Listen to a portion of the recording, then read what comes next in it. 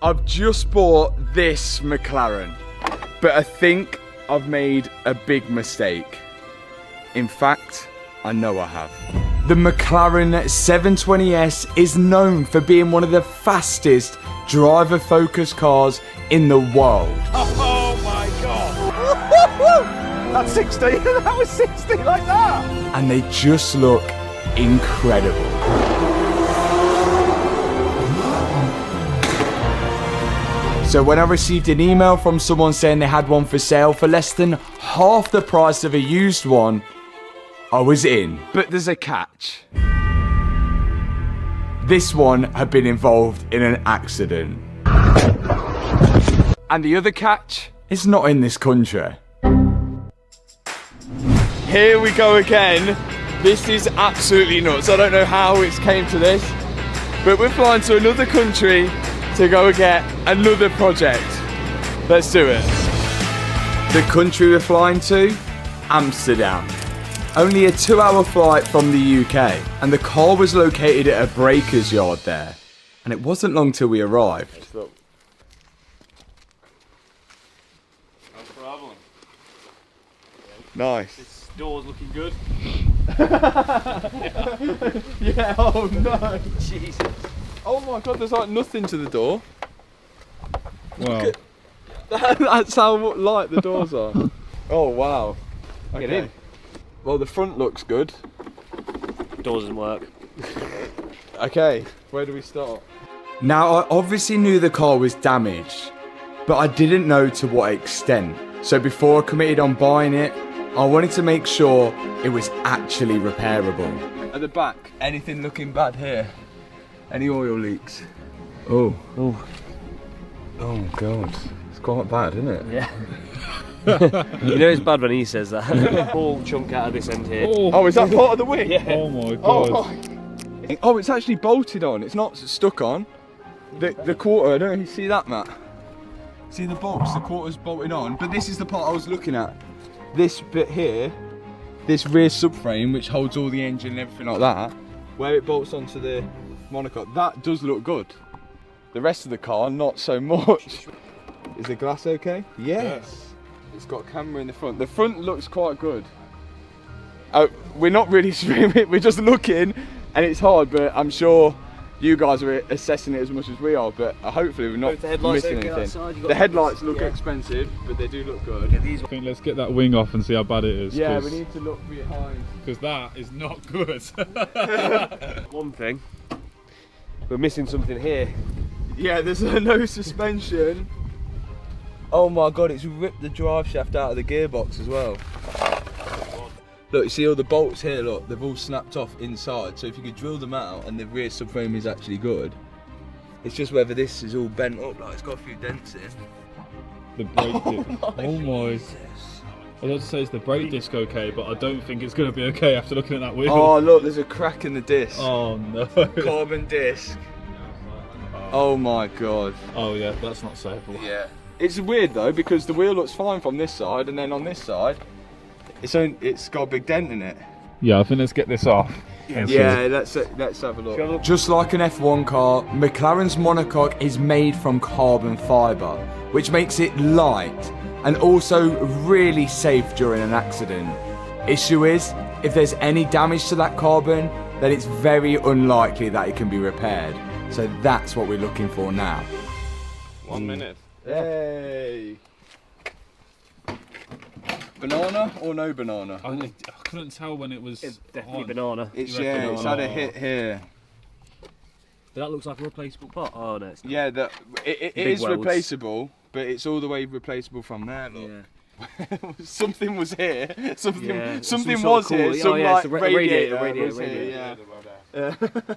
That's looking good. It's all good apart from that. Oh, airbag in there. Oh, there we go. You've done this before. Factory. Great. Okay, perfect. But once we got the door open, we found the worst. Carbon fibre. There was some damage to the carbon fibre, but we wasn't sure whether it was the actual tub or just one of the covers. Oh, and down here. Oh, that's looking good. Oh no. It looks like it's actually damaged the tub, but I still don't think this is the end of it. I've seen people like my good friend Tavares have his carbon tub repaired by the frame doctor out in the US. So I know it's possible. And with the price being so good, it still might be worth the risk. Everything here looks fine. All good in here. It's just a shame about this area. But I wanted to check whether this car started. On the Oh yeah, the fuse on the battery, yeah. the fuse, yes. Okay. But as suspected, the pyro fuse, which cuts power to the engine when the airbags blow, has blown, meaning we can't start the car. But the guy trying to sell it, who I've never met before, assures me that it runs. Mechanic from the McLaren dealer, Yeah. they let it run. Oh, okay, Yes. so it has run. It has run. Oh, okay, Yeah, that's my good. colleague picks up the car there, Yeah, but he explained he let the engine run, he tested the gearbox. yeah, and it all seems good. Yes, yes. Oh, okay, good. And you can also call the McLaren dealer if you want. Okay. Okay, now I've got to make the decision on whether we're buying this. I think the carbon repair is the one thing that I'm slightly worried about, but I'm going to have to make that decision. I guess it all depends on price. When I got home, I sent some photos of the damage to a McLaren repair specialist. But they got back to me and said they need to see the car in person to see if they can repair it, because they have to ask for McLaren's permission. And the only way for me to get the car to them in person, well, was to buy it.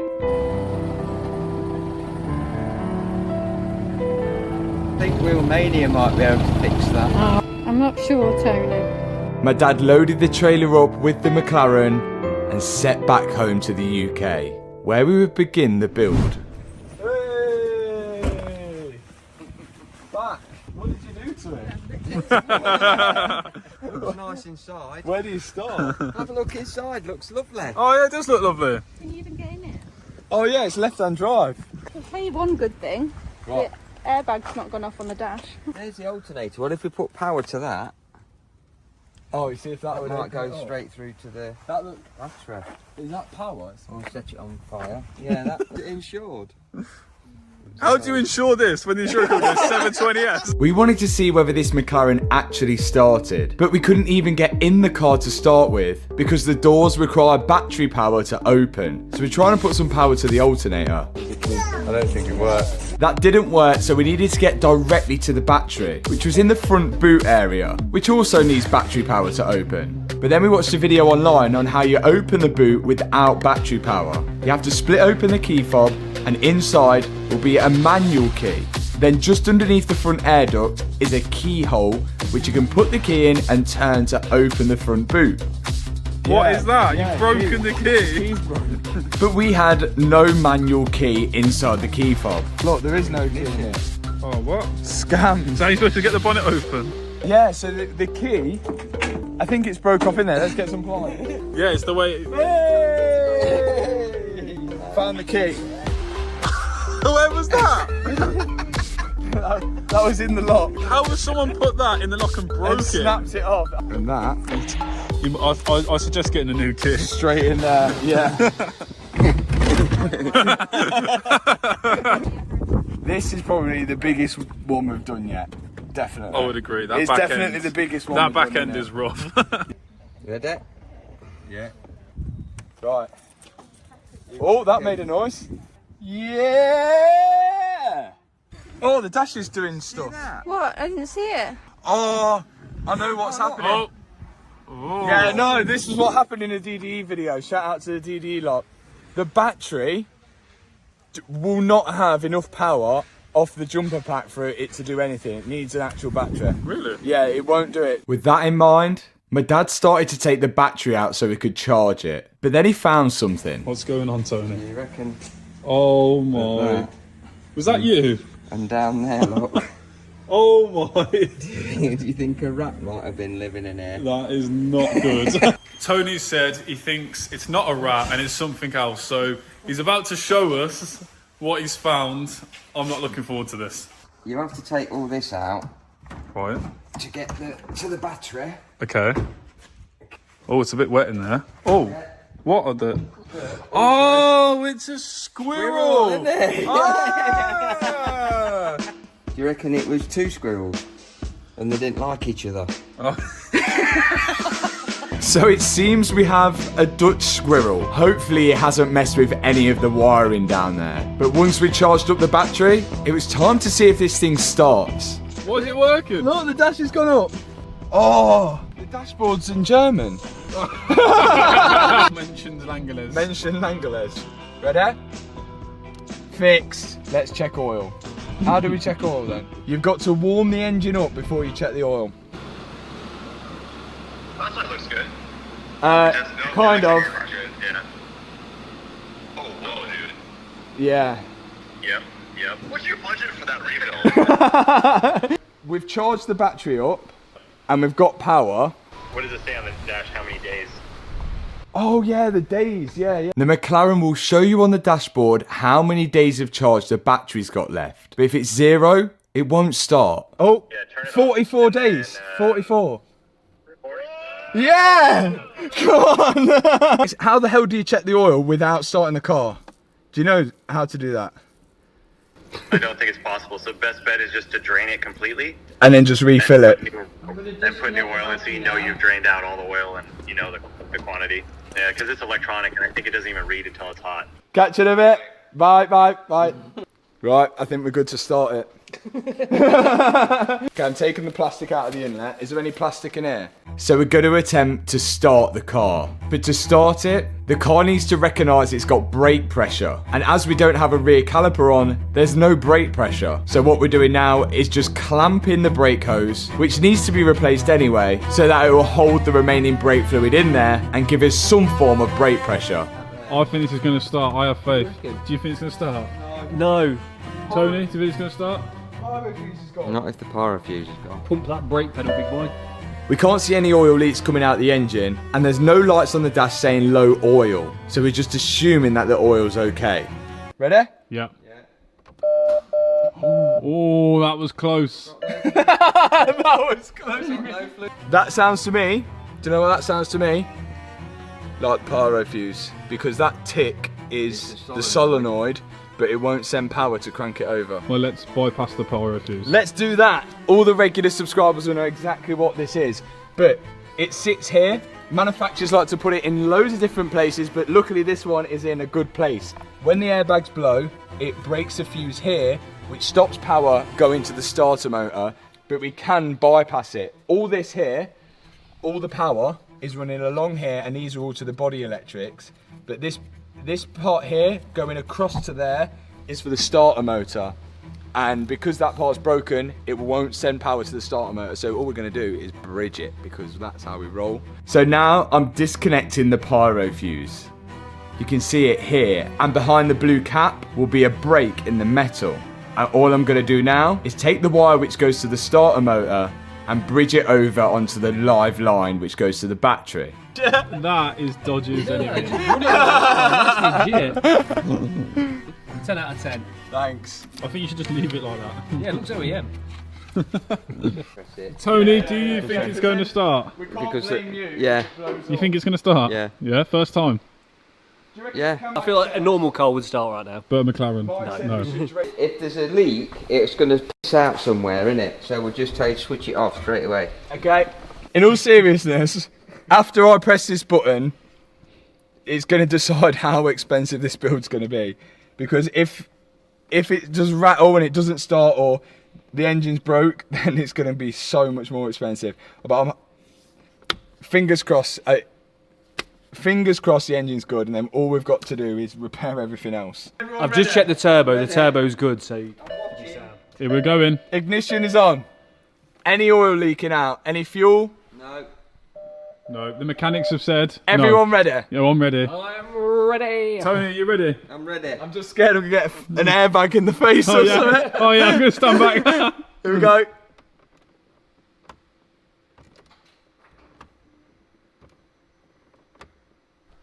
There's nothing happening. No. Oh. Try pumping the brake pedal so you can get a bit more pressure on it. Whoa! Oh, that didn't sound good.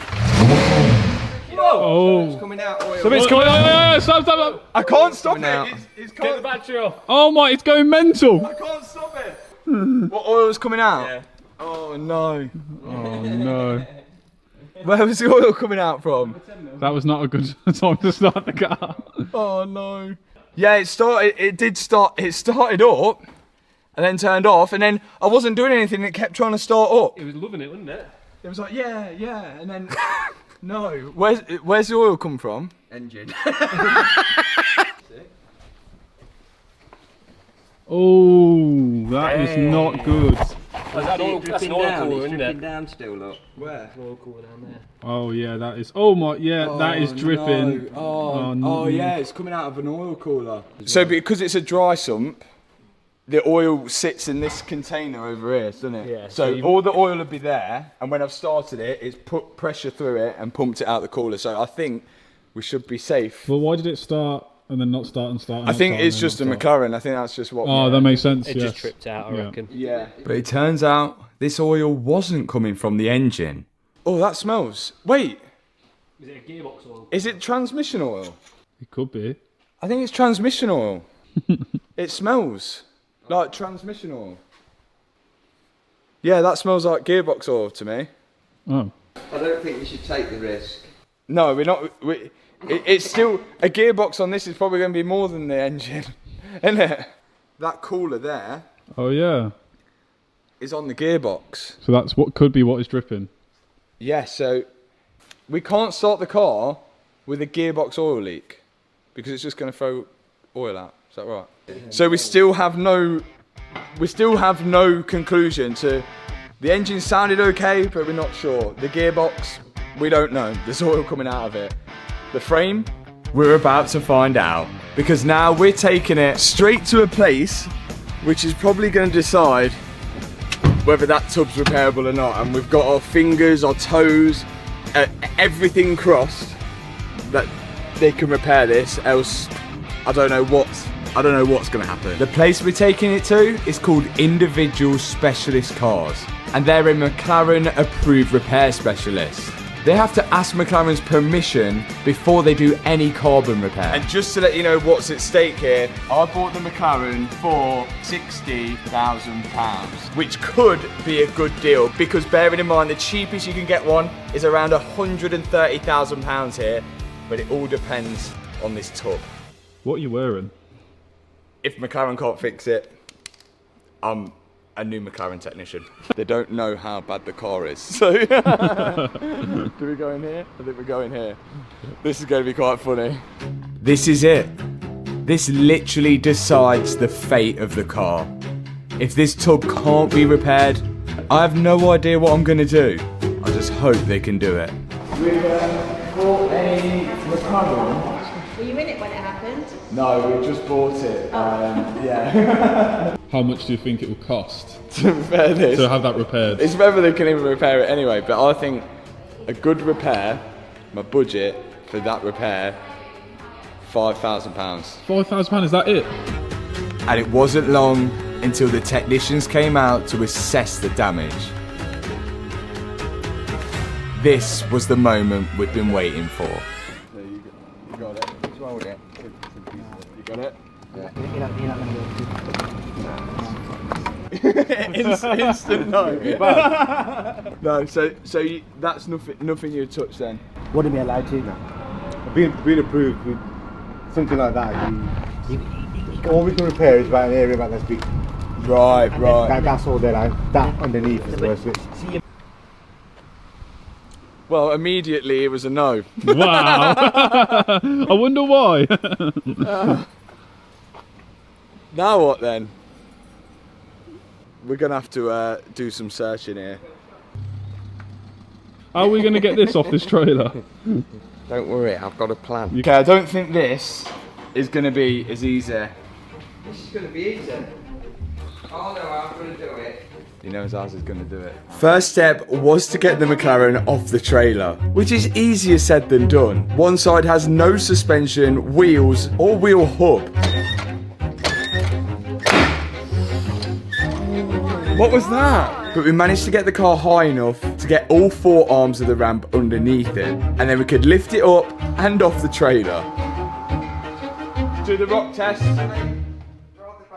I think that's as certified as it's going to get. We're in the air.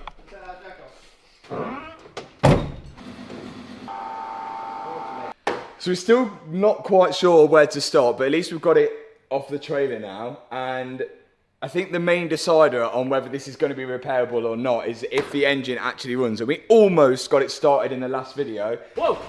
Ah!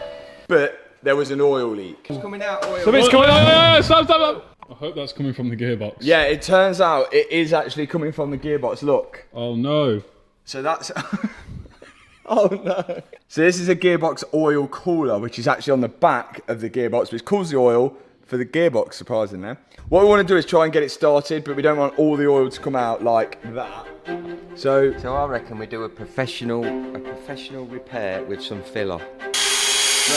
And that's exactly what we're going to do. But not with filler, with Tiger Seal instead. We just need to come up with a temporary fix enough to hold the oil in so we can start the car. And I'm hoping this will work. You're doing great, Matt. You're doing great. Keep it going. I'm going to shout if it won't stop. Ready? Yeah. Saying go to McLaren Centre, but I'm here. Here we go. First time! Oh, what? Why did you do it first time? It sounds mint. It sounds wicked. It sounds well good. Yeah? Switch it off. What's happened? That sounded good first time. That's mint.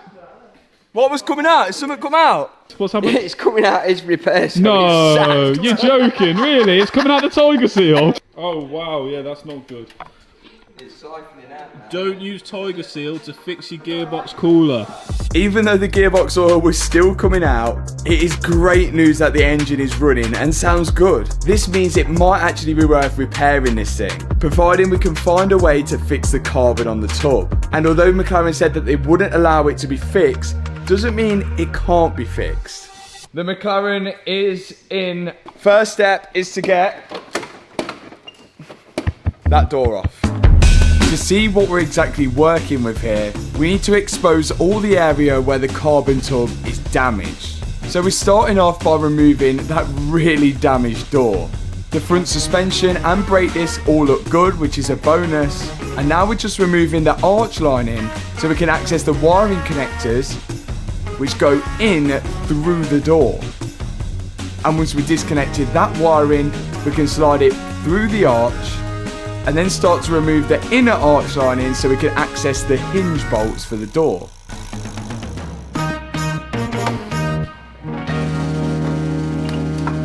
Oh, the weight! Put it on the floor then. On the floor. As a McLaren technician, that is Not repairable. not repairable. We now need to expose more of this damage down here and see if we can get our carbon fibre repairs on it. Now the door's off, we've got a much clearer view of where the carbon tub's damaged. But I want to make sure that that damage hasn't gone any further in the car. So I'm going to remove the driver's side seat first. 2 bolts at the front of the rails, 2 bolts at the back, and then 1 bolt holding the seat belt onto it. So this is the tub. And... ooh. Is it damaged in here? Looks alright in there. It does look alright in here. But this, seal off.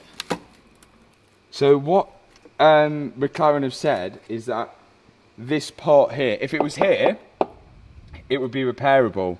But this part here in the bottom, this is where all the strength is apparently. So like repairing that is quite dangerous, especially if you don't get it right. But I think it's gone underneath as well. It's like all the way underneath. Is it all the way underneath? Yeah. Oh no. Now the benefits of having a carbon fibre tub is obviously it's lightweight and it's super rigid, which helps for track use. The downside is that when it becomes damaged, it's almost impossible to repair. Especially in the place where mine's damaged. I actually think I think the whole thing is going to have to be retubbed. I think that is literally going to be our only option. So if we retub the whole thing, I know it's a massive job, but it all depends on how much a tub's actually going to cost. Let's call McLaren, and our first sort of let's see how much a tub is from McLaren before we go anywhere, and then we can make this decision. Hi, through Park Farmer speaking. How can I help? Hello, this might be a bit of a weird one, but I've got a Mclaren 720S, and it looks like it's going to need a full replacement tub. Is that something that you can buy, or is the car done for? It is something you can buy. Oh, okay. Limitation being, McLaren are fairly closed with supplying one externally. Right. So it would be a repair that would probably have to take place inside either a McLaren workshop or a McLaren body shop. I don't suppose you have like a set price or anything like that, that's like, just so we've got a rough price on whether we could say like, okay, this is worth it, or it's completely out the ballpark. No, they haven't got anything listed on the portal now for us, unfortunately. So it's price on application for a new tub from McLaren, which just sounds expensive. And even if you go for it, the work has to be carried out by McLaren themselves, which is understandable. Well, what's our other options? We then looked on eBay and found a second-hand tub for £35,000. That's just not worth it. Like, I think that tub has come off this car here. 35, yeah, it was, yeah. So we paid 60 grand for a full car, 35 grand for a tub. That is just not, it's not looking good. So we were stumped until today.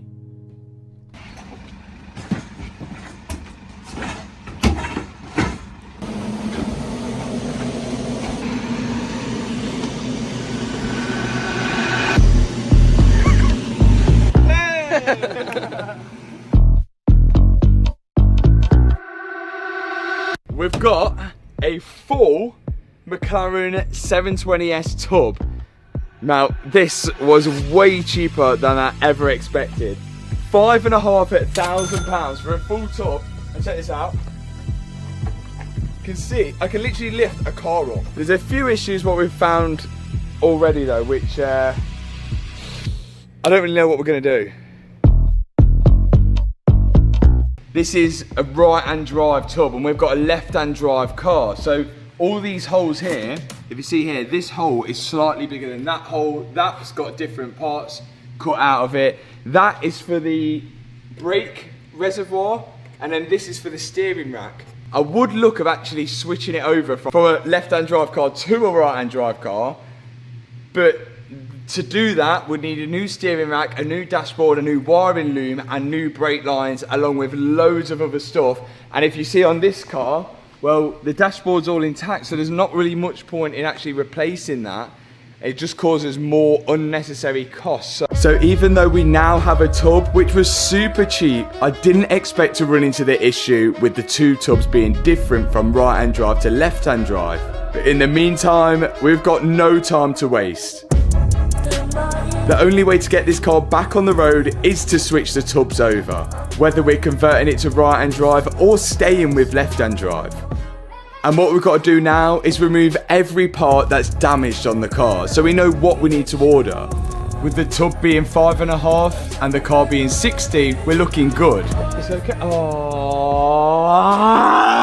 that's going to be expensive. Oh, that is bent. Yeah, that's not good. Oh. But more and more damaged components keep showing up. It is really not looking good for this McLaren. Switching over the tubs is going to be a huge job. We literally will be building a McLaren 720S from scratch. One of the biggest jobs I've ever done before. Wow, is that a standard? Whoa. Turns out it wasn't standard, because this standard exhaust has a back box in it, and this one is just pipes. Check this out. So this is aftermarket exhaust, and I don't know if you can see the logo there, but they're Larini downpipes. Take it off. Better not drop it. It's a Larina. It's Larina. Oh, how much is a Larini it's a full exhaust? Larini system. How much is a Larini exhaust then? Larini exhaust, found it. £7,221 just for that back bit. You can't replace that then. That's nice, isn't it? Yeah. I don't know which looks worse, this or that. Yeah, there's going to be a point where this one looks worse than that. Yeah, it might be now. You may have noticed, but we started to take the engine out already. Oh, it did a wee. Whoa! Whoa! The fluid that just came out there was from the suspension. McLaren have this special suspension which is all linked between the four corners. The fluid is pressurised in a corner depending how the car sits when it's driving. Taking off a few of these coolant hoses and whatever else is attaching it to the engine. And that's what we've got to do to take the engine out. We're just disconnecting anything that connects the engine to the car. It would be nice just to unbolt the frame with the engine on and pull it away from the tub. But that's not quite how it works here. The engine is on a separate tray which we have to unbolt from the rear frame. Now I'm dropping out all the oil for the engine. Of course, this is a dry sump engine, so the oil is stored in a tank next to it. Then all the coolant, or what's left of it. And then to remove the engine from the rear frame, we've got to remove these grommets here so we can access the bolts underneath it. This is a super long process and we've got to remember how all of this went back in. So when I remove a bolt, I'm just putting it back into the place where it came from. Hopefully this will help on reassembler. There's just a few final bits to come off. Coolant's disconnected, aircon's disconnected, only fuel, which is not disconnected, but we think that it's these two red and green lines there, which is going to the fuel rail, and we'll find out now when fuel goes everywhere in a minute. This is going to squirt, isn't it? Oh! Now with the fuel disconnected, there's only a few final things connecting the engine to the actual rear frame of the car. So all that's holding it in at the minute is this engine mount here, well, gearbox mount, which is bolted all the way through here, which you need 9,050 extensions to get to. And then it's all on this big frame at the bottom, which is separate to the main frame here. So I'm just going to undo that now. All on the right angle. Oh! This is where you find out. Oh, there we are. This is where you find out if you've left anything connected. Yeah, we normally do. Strength.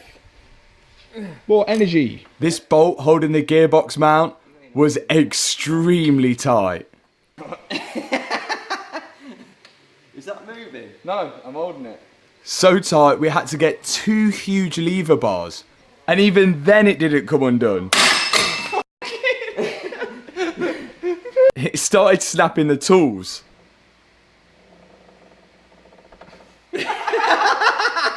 But eventually we got it out. Every little bit of Loctite is on that. That is a bolt and a half, isn't it? And that should be the final pieces holding the engine to the rear frame. With that all disconnected, we should be able to raise the car up and the engine should stay on the floor.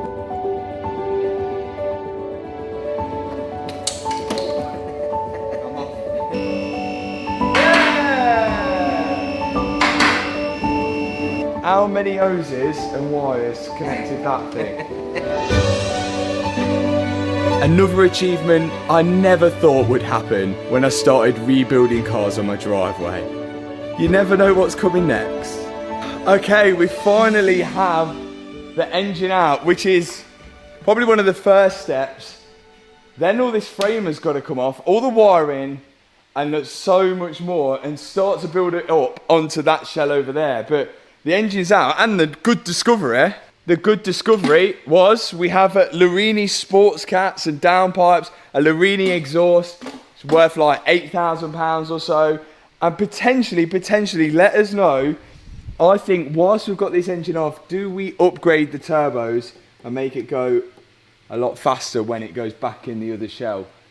To transfer everything of this shell onto that shell, we can't just do it one bit by one bit. We've got to literally take apart this whole car before we put a single piece on that shell, just because the wiring loom, which is all down here, runs like right underneath the car. So we could start putting this part on and then have to take it all off again to put a wire in or something. So I think the best place for us to even start and get going is just start stripping down this full interior so we can access the wiring loom. And I think what McLaren would probably do when they build the car is put the wiring loom in first. Maybe. But that's what we're gonna try. So out comes each and every single bit of trim from the McLaren, including weird sensors. Oh, there's actually not as much as I thought. So look, there's a hose on that, and then there's a hose which goes through this tube, down, and then onto the... Is this to make induction noise in the car? That's the only thing we thought these weird parts were for. Maybe one of you guys know. Next step, we're moving on to the center console. I think once we get this out, we should be able to get the dashboard out as well. This is our first time ever working on a McLaren, and it's quite interesting. Look at this. This is how easy a McLaren dismantles. Me and my dad are still chipping away at dismantling the dashboard and loads of other parts which make up the interior. One carpet. Finally, the center console was loose enough to remove. Then it's time for the dashboard. Just so this is noted, this is my side now. I'm happy that this is my side. I think we should be able to lift out the dashboard by undoing these 2 bolts on my side, the 2 other bolts on my dad's side, and then undoing the bolt which holds the steering column to the steering rack. The rack goes down here and it's going to be connected to the steering rack. So if I go underneath it, this bolt right here should disconnect the steering rack from the steering column. If this actually works, it could save us a lot of time. That means we'll be lifting out the dashboard with the steering wheel connected and all of the trims and electrical connectors on it as well. There's a few plugs left to undo and the dash was actually moving. And once we pulled it away, we realised there was even more plugs to disconnect. So then it was just about out. Oh my God, it's so heavy. It's, yeah. You got it or not? Not really. Oh, watch me wing mirror. I need that. Watch me wing mirror. No! No, watch me carbon mirror. Not the mirror. You happy that's out now? Yeah. Let's crack on. So the good news is that the dashboard is out. But the bad news is that we still can't remove the wiring loom, because it's running all the way from the back of the car straight through to the front here. I'm starting to question more and more how this is actually going to go back together. I'm now going to try and remove this heater box, which is pretty much the last thing inside the car. It has 2 coolant hoses going to it, which means I have to access them from the front of the car, undo the clips, and then pull them away from the heater box. And now we should be able to go back in and remove it. Once that's done, I'm just going to start dismantling the whole front of the car. Starting off with the brake master cylinder and anything else which has electrical connections to it. Well, light. This is so time consuming. There won't be a single nut or bolt that I haven't touched on this McLaren by the time it all goes back together. Literally the biggest job I've ever taken on. Next off is the under tray, because now I'm trying to take off the front bumper, which will just give me a little bit more access to everything else. One wing. Surely that can't be expensive, because there's not much to it. I'm really questioning my sanity right now. All of this, all of these plugs are disconnected. And this is the top loom. If you have a look through here, I should be able to all push this through. Oh my God, if I actually can do this now, I'm gonna be so buzzing. Is this the last one? This is the last one. Come on! Yes!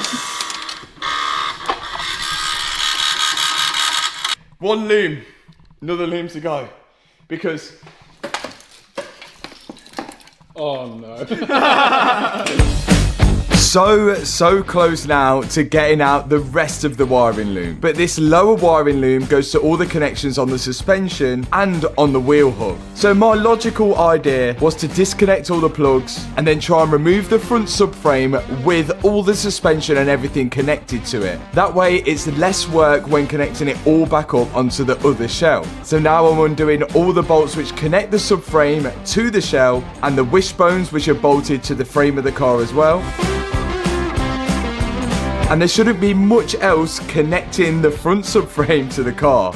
Only the brake lines here. And then me and my dad can lower the front subframe onto a pair of jacks. This should give us a lot more access. It's like the Porsche subframe. Front subframe is out. All the suspension is out.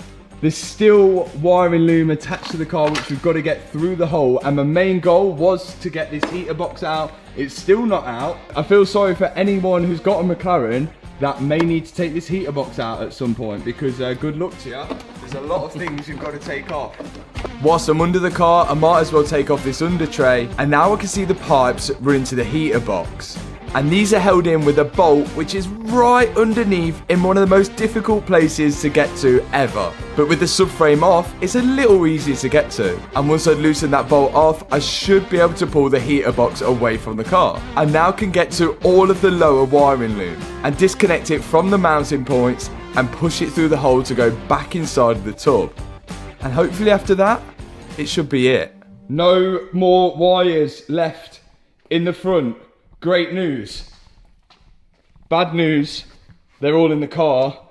And even worse news, all these wires, all this whole loom is all going to the back frame there, which means I've got to unplug and move every single bit of loom off this back frame now and thread it back through into the car.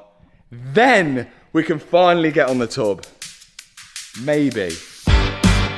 So it's just the wiring loom at the back now to go through into the tub. And luckily, it didn't take long for us to do this.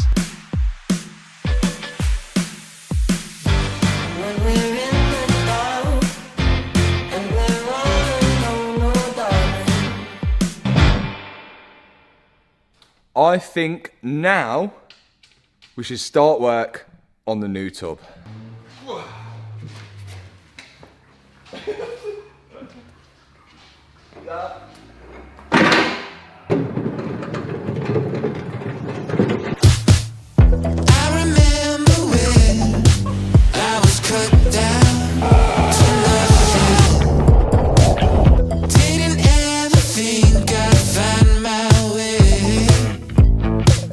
So the lads are here from Screensaver to remove the screen out of the new tub because we think it's going to be a lot easier to get the dashboard in and everything with the screen out, and this screen's damaged anyway. This is how they do it at the factory. They take the McLaren harness and scoop it into a McLaren box. That is literally it. This is the start.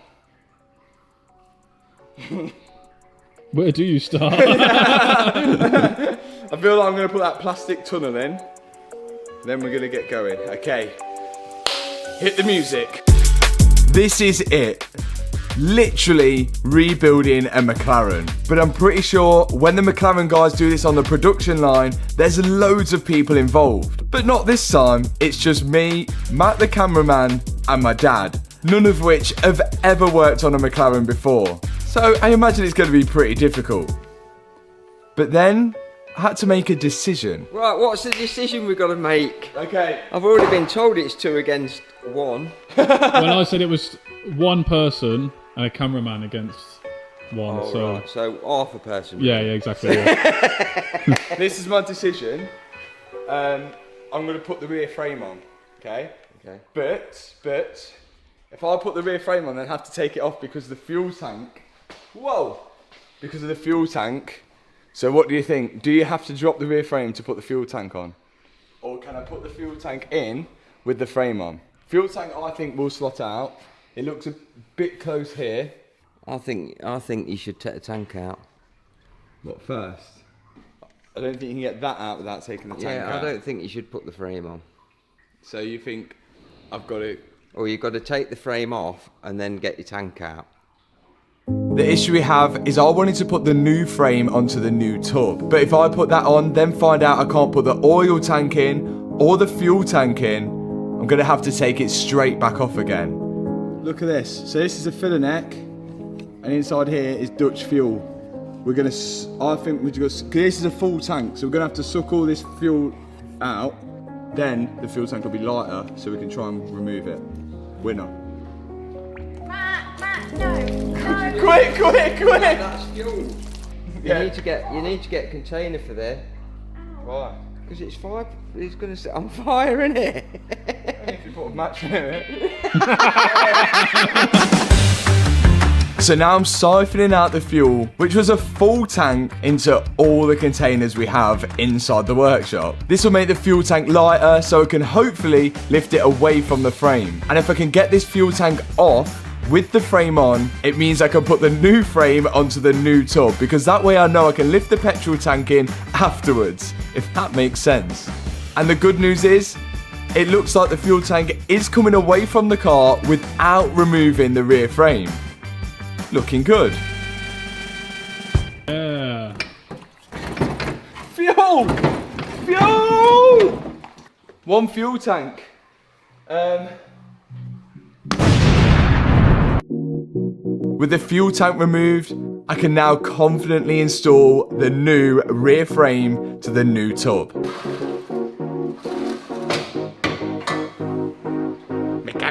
The new rear frame was £2,000. So at the minute, with the McLaren being £60,000 and the new tub and frame totaling £7,500, it's still turning out to be a pretty cheap McLaren 720S. But we've still got a long way to go.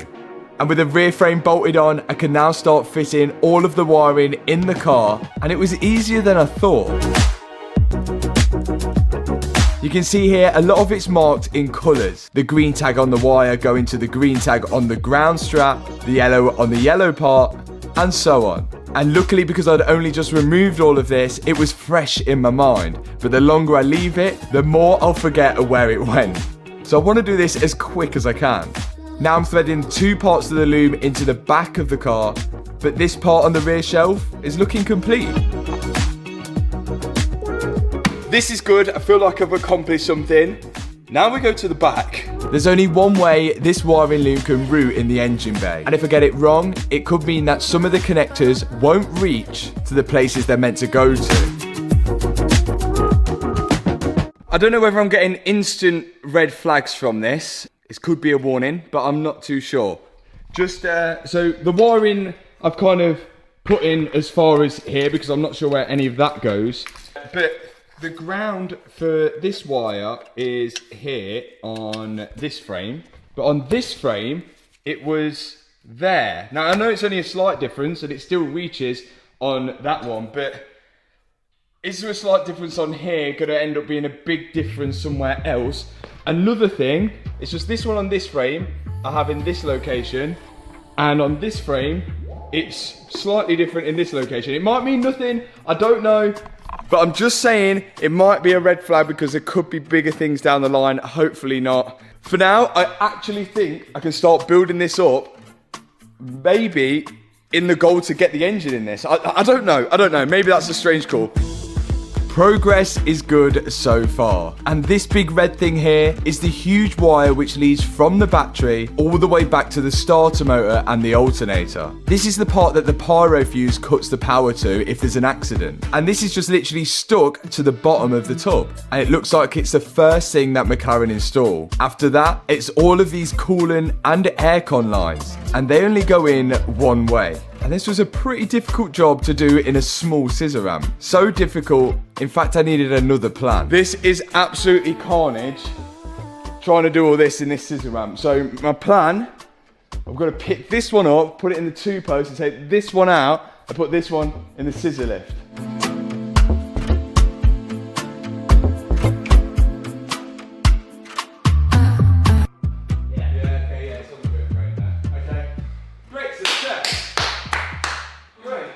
Okay, finally, I think I've got all these in the right position. This is holding on for dear life now, the strap for the starter motor and the alternator, and all these pipes are, I think, in the right place, but we won't know until we put everything else on. And if I put everything else on and find out they're in the wrong place, there's not much I can do about it, but they are going all the way down to the front now and out of here. So that's good. Next thing to go in is the oil tank for the oil, which sits just about here, and then we're actually making some decent progress. So I think oil tank next. Yeah, oil tank next. We are actually getting somewhere now, and it feels so satisfying to actually start putting together a car rather than taking it apart. I think this could be done in no time. Kind of. Oil tank is in. The next thing to go in is the petrol tank. And then we can literally put the engine in, but the next job requires a specialist and something that I can't do. So we're literally gonna have to take this out and put it on a trailer and take it to the specialist to do, because it's a really important job.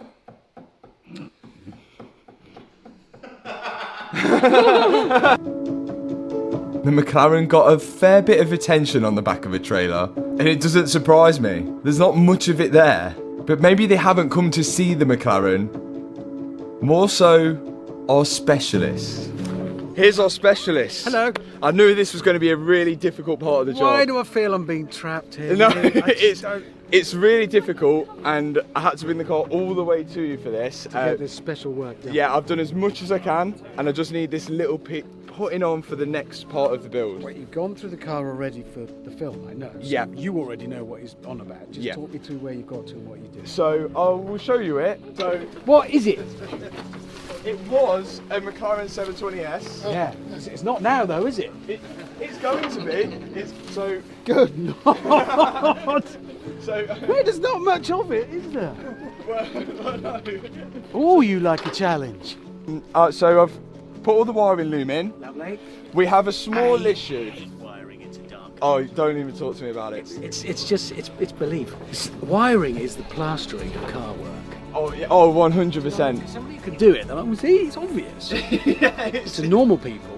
we have a small issue with it, is that my tub was a left-hand drive tub, and this is a right-hand drive tub.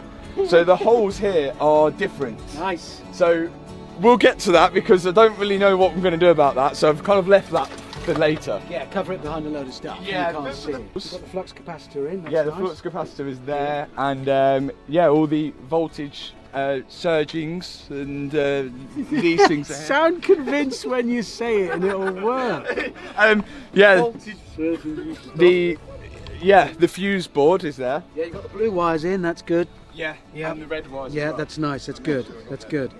What? The rear frame is all Yes. brand new second-hand as well, because the other one was all bent to one side. Where'd you find a brand new second-hand rear subframe for a 720? So one, a scrapyard, and two, this one was off a race car, and £5,500 for this. It's not registered on the road.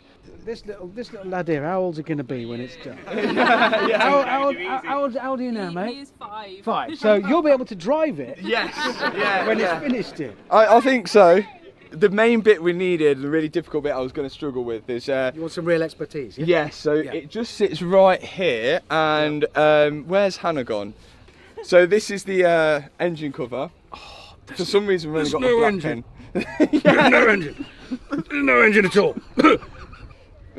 Just sign it. Just Sign it. Yeah, just sign it. We won't talk about it if we. Sign the black car part with a black pen. Thank you. No offence. but- I've got absolutely rinsed here, and Yeah, right, so you want me to sign this? that would be amazing. Now, to have Richard Hammond be a part of this build, even if it's only small, is an absolute dream come true. Something that I never thought would ever happen. It still doesn't feel real now. I don't know where the back two bolts are. I don't know where they are. There's two left. I honestly thought you Look were how good- long they are. I thought you were good at this. He wants me to put the engine cover. He hasn't even noticed there's no engine. Right. So lefty loosey, righty tighty. Specialist repair carried out on the back of a truck. Exactly what torque do you want this up to? Just till it clicks. Click. There it is. There it is. Tick. There you go. That is perfect. At least you know how the professionals do it. That's the best built bit of that car. That's claimed by yourself. When everything else but that falls off. There you go. Thanks so Thank you. much. Well, mate, good luck with this. I'll bring it back when we get to the engine. Seriously, time span, what do you think? I think by Christmas we'll be on the road. Christmas when? This year. No way! Well, Just said a date, there's not a chance. well, I'll be delivering your presents in this. It's Oh, not a- 100%. It's not a kit car. Well, you'd be surprised. Seriously, you think Christmas? I think Christmas will be on the road.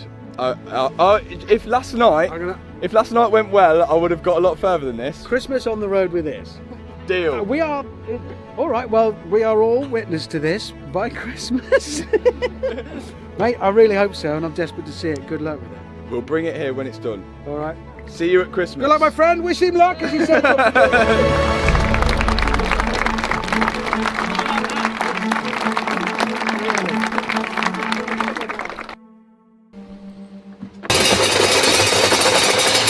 I'm never going to reach retirement age.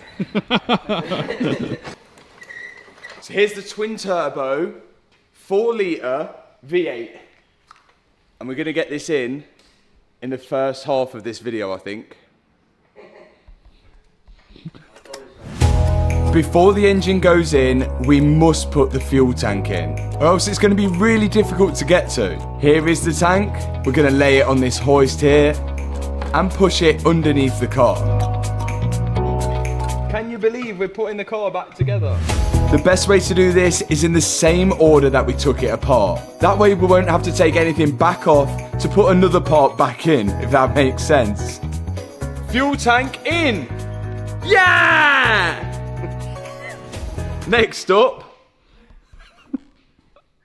Whatever's next up.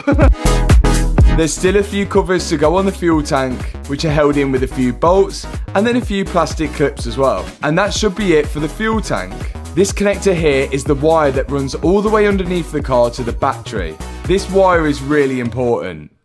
Now remember in the last video where I said about the original tub, we had these hoses going here, one to the right, one to the left, and one which goes straight through the middle here, and then it just pumps air into the actual cabin. Well, we found out that that is just so you get induction noise inside the cabin, so you can hear the whoosh inside to make you sound cool, or to make it seem like you sound cool. Whereas on this, it doesn't have any hole for the whoosh hole. It doesn't have any whoosh holes. It doesn't have a cool hole. It doesn't. Yeah, it doesn't have a cool hole. I think maybe because this one's come off a race car, so they already know they're cool, so they don't need to owe their whoosh.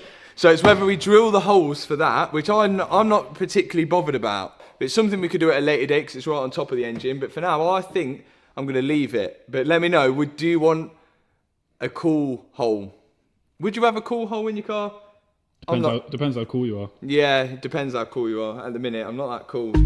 Now we're onto the engine. Things are moving quick. The engine is on a separate frame, as you can see on the bottom, and we've got to lower the car down onto that frame, and then we can start putting the bolts in, like this one through the transmission. And you can see how tight everything is at the front of the car, so there's no room for error.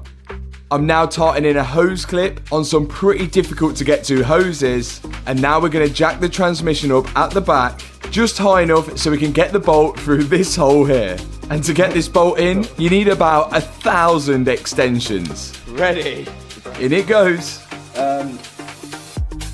I was holding the bolt on one side and my dad was tightening it on the other. And that's the transmission held to the car now. All we've got to do now is put the bolts in from the bottom to hold the engine frame to the actual car frame. And now with all that weight at the back of the car, it starts to topple off the lift. So we had to think outside the box here and use a ratchet strap to strap the front of the car to the front arms of the lift. That way it's not going to tip up when we raise it in the ramp. And now the McLaren's in the air, we can get to a lot more bolts to tighten the engine to the frame of the car. This is the wire that goes from the battery, which is disconnected with the pyro fuse when the airbags blow, and it does go all the way down to the back here on the starter motor. There's 2 actual connectors going onto that, and then from the starter motor, it then makes its way back and sits onto the alternator there. So that big wire is really important. Without it, it won't start the car, and it also won't charge the battery without that on. And now we're on to some more important things. Exhaust. With the cat in them. Ooh. On goes the Larini downpipes, which actually came with the car, and they have sport catalytic converters in them, which should help for performance. Next thing to go on, charge cooler. This cooler cools down the air, which goes from the turbo into the intake. And obviously cooler air is more dense, and denser air means more power.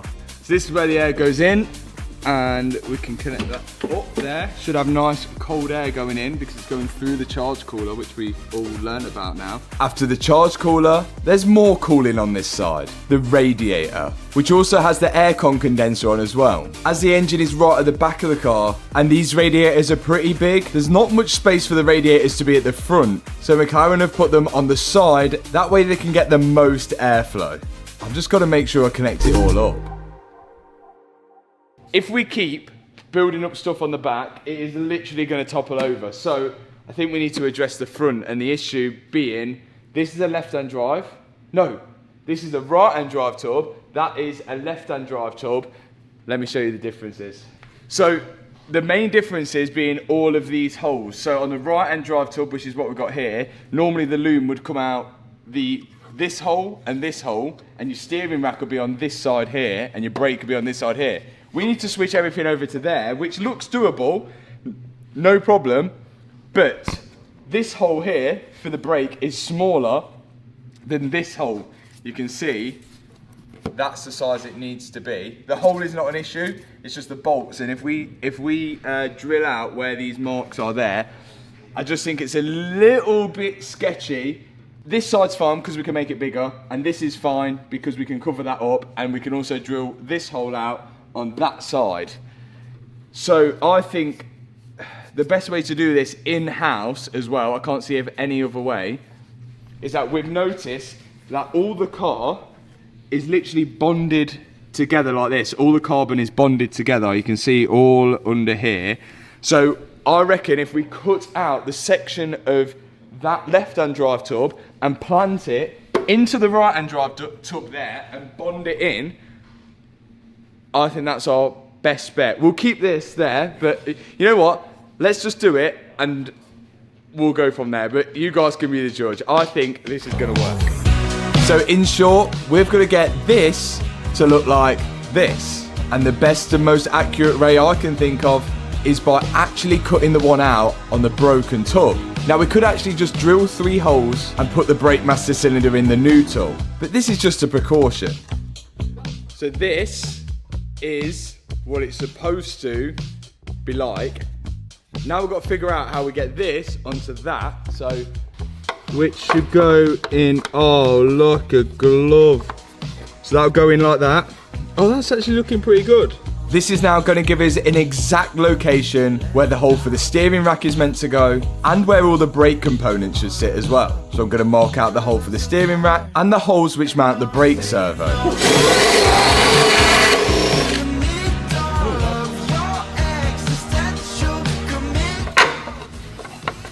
Does it line up? It does line up, look at that. Is that good or what? I reckon we ought to cut a piece to go in there. Well, that's not completely around there, is it? Well, Oh yeah, is that going to fit the...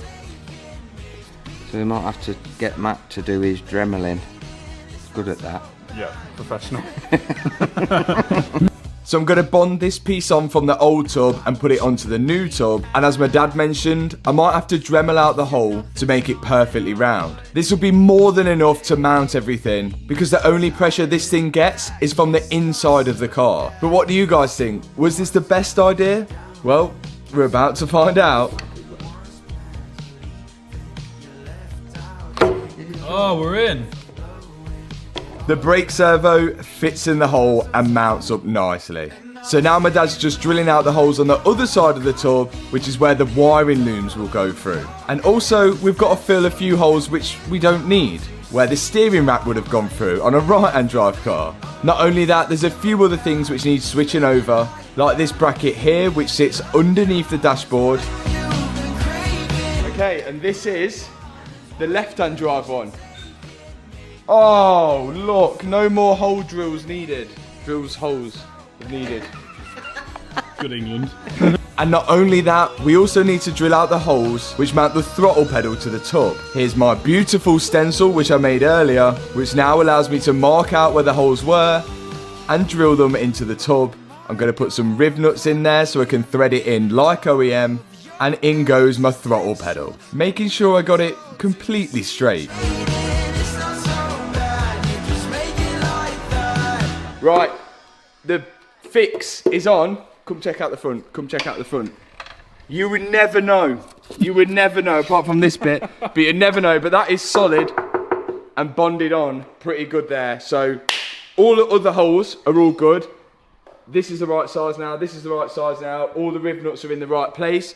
We're good to start pushing the wires through into the front and slowly build up the front end. So, yeah, who's going to push the wires through? You pushing, I'm pulling. Cool. Finally, the wiring loom can make its way through to the front. Right, through. I don't know where it went. Oh, we're threading through the bottom half, which went to the left side of the car. Then we've got to figure out where everything went. Wiring it is through, but if I'm honest, I have no idea where it went or goes. And to give me some sort of clue of where it went, we're going to put the legs in, and that's going to counterbalance a bit of the weight at the back as well. Then after that, once we've got the legs in, I should be able to see where all of it went, and I can start doing it. So my dad's loosened it off. I'm off. I'm off. I'm off. I'm in. Hey! Transfer. Oh. Right, here we go. I'm in. We're on. Oh, look at that. How easy was it's that? transfer season. Now the front end is on the McLaren, I can now figure out where all the wiring went. Not as bad as I first thought. Here we go, it's exciting times. The heater box is going in. We're trying to work as fast as possible because the longer we wait and the longer it takes, the more we forget how this thing went back together. The work on the McLaren commences. The brake servo's gone into place, the heater box is going inside the car, and once that's done, we can start to lift the front subframe with the steering rack and all the suspension connected to it and try and mount it to the car. We're going to place the front subframe onto a jack and then push the jack underneath the car and lower the McLaren onto the subframe. I'm then going to put the bolts in which hold the shock absorber to the car, and that should be enough to support the whole front subframe.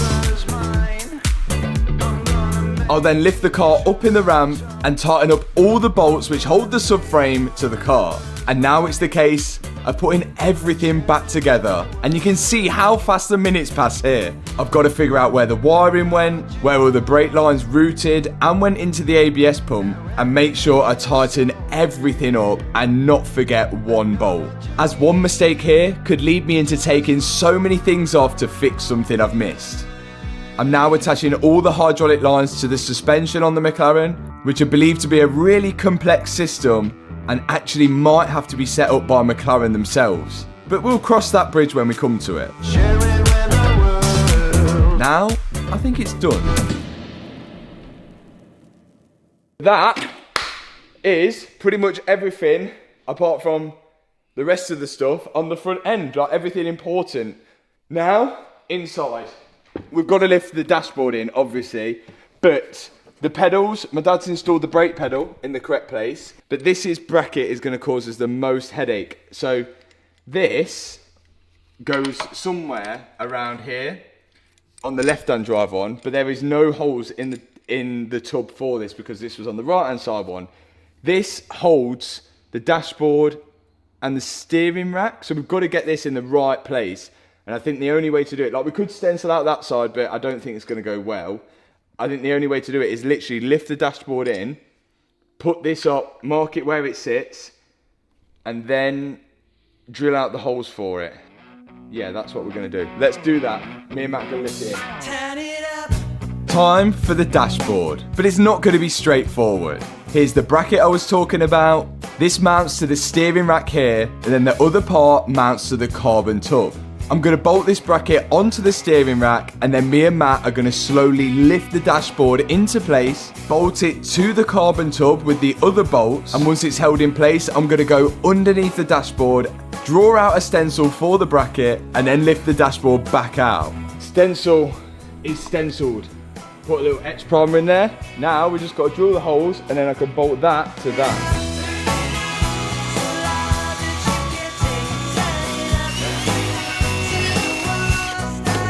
With the holes drilled, I can put the riv nut in place just like OEM, make sure the bolts actually thread in, put the other riv nut in place, and just to confirm, make sure that the bracket actually lines up to it. Then we can lift the dashboard in for real. Underneath, I've got to get the steering column to mount to the steering rack, which you can just about see here, slide that in place, and then put a bolt through to clamp it to the steering column. And the eagle-eyed viewers would still notice a hole that we need to fill out, but we can get onto that later. For now, my main goal is to start the car. Right, I'm doing the brakes. Why are you doing the brakes? I'm doing the brakes because the car won't start without a brake pedal. I have to have a brake pedal for the car to start. Matt's doing the dash, so I'm going to do the brakes. So we're going to fill the reservoir up to run into the open pipes. And hopefully it'll push all the air out. We could use Mr. Push. Yeah, we can use Mr. Push. What's Mr. Push? Mr. Push, I don't know. This is one of his things that he's got. Oh, right. So, we've attached the caliper to the brake line because we haven't got any rear suspension on at the moment. And we're going to put a piece of wood in there. No, it doesn't fit. Oh, that's it will do in a minute. We're going to put a piece of wood in there so that when we pump the brake, it'll still go hard because that will be acted as a disc. But the rear right caliper was still attached to everything, so my dad needed to get that off. Pit stop. 1.7 seconds, it's a record! For McLaren! Yay! You could have one of these. How could we get one of them, Tony? By going on to the merch site and ordering them. Oh, what's the wheel? Caliper's no good. Why not? Look. What do you say? It's perished. The caliper was perished, but I do think it's fixable. We've just got to drill out a few bolts from it. But in the meantime, we had an alternative to get brake pressure. This is the broken pipe. We're going to fix it to here. Like that. Then we'll get some clamps and we'll clamp that shut. This broken pipe will still allow us to get brake pressure, because my dad's just going to clamp the hose here. Meanwhile, I'm still inside, putting together the dashboard and routing all the wiring inside. Not one of my favourite jobs. We're putting Mr. Push on. Do you know why it's called Mr. Push? Why is it Yeah, called Mr. because Push? it's not Mrs. Because it uses tyre air, the air out the tyre, to push all the brake fluid out of the calipers. That's right. Although its real name isn't Mr. Push, that's just the name we've gave it. But right now it is pushing brake fluid all through the brake system, so we should get a pedal. Bled all the brakes. Got a good pedal. Matt will be able to start it in a minute when he's finished his bit. Although the car's not fully back together, I want to build it up enough so it starts. That way I know I've not missed anything out. Oil cooler. If you can remember, previous video was leaking. Look, it's repaired. Why do we need a new one? Because that's not a foolproof repair, is it? My dad is talking facts. Here's a second-hand oil cooler that I managed to get, and we're going to be replacing the damaged one because last time we started the car on the old tub, gearbox oil was flying out from the oil cooler. Okay, two have water coming out of them, two have oil coming out of them. And that's how a cooler works. It has a channel for oil and a channel for coolant, and the coolant will cool the oil, making sure it's at the correct working temperature. Pedals are in, new holes drilled for the accelerator, Bob in. Technically speaking, this car, you could install accelerator and brake pedals on the right hand side as well, because there's holes for both sides now. Next thing to get it to start are the ECUs. There's an ECU on the left side of the engine which controls the left bank of the V8. I put that on first. Then there's also an ECU for the right hand side of the engine which controls the right bank. Now the plugs are damaged on this ECU, so I'm going to have to see if I can order some replacement plugs. But with that connected, it should be enough to start it. I think we missed a vital button. The start button. In goes the oil, 0W40, and we're using Mercedes oil. Do you know why that is? Why? Ask Matt, he'll knows. Well, actually, we found that McLaren uses other Mercedes parts. Let me show you. The funny thing is that we need now to start the car is electrical power. We need a battery. But the thing that's stopping the battery power going to the starter motor is this pyro fuse right here. Now, if you go to McLaren and order a pyro fuse, no doubt they're going to try and sell you this full panel here, which is going to cost a lot. But, here we go. Here's the pyro fuse. Can you see that, Matt? Does that say Mercedes? Mercedes-Benz pyro fuse. And actually, this pyro fuse, I've ordered one, £16.49 each off eBay. But it's not come yet, so I'm going to have to jump it still. So they use Mercedes-Benz pyro fuse. What else do they use Mercedes-Benz? So this is where the pyro fuse should mount, right here. But we don't have the new one yet. So I'm just going to put the starter motor cable directly to the power, as we usually do. And now I can lift in the battery to finally get this thing started.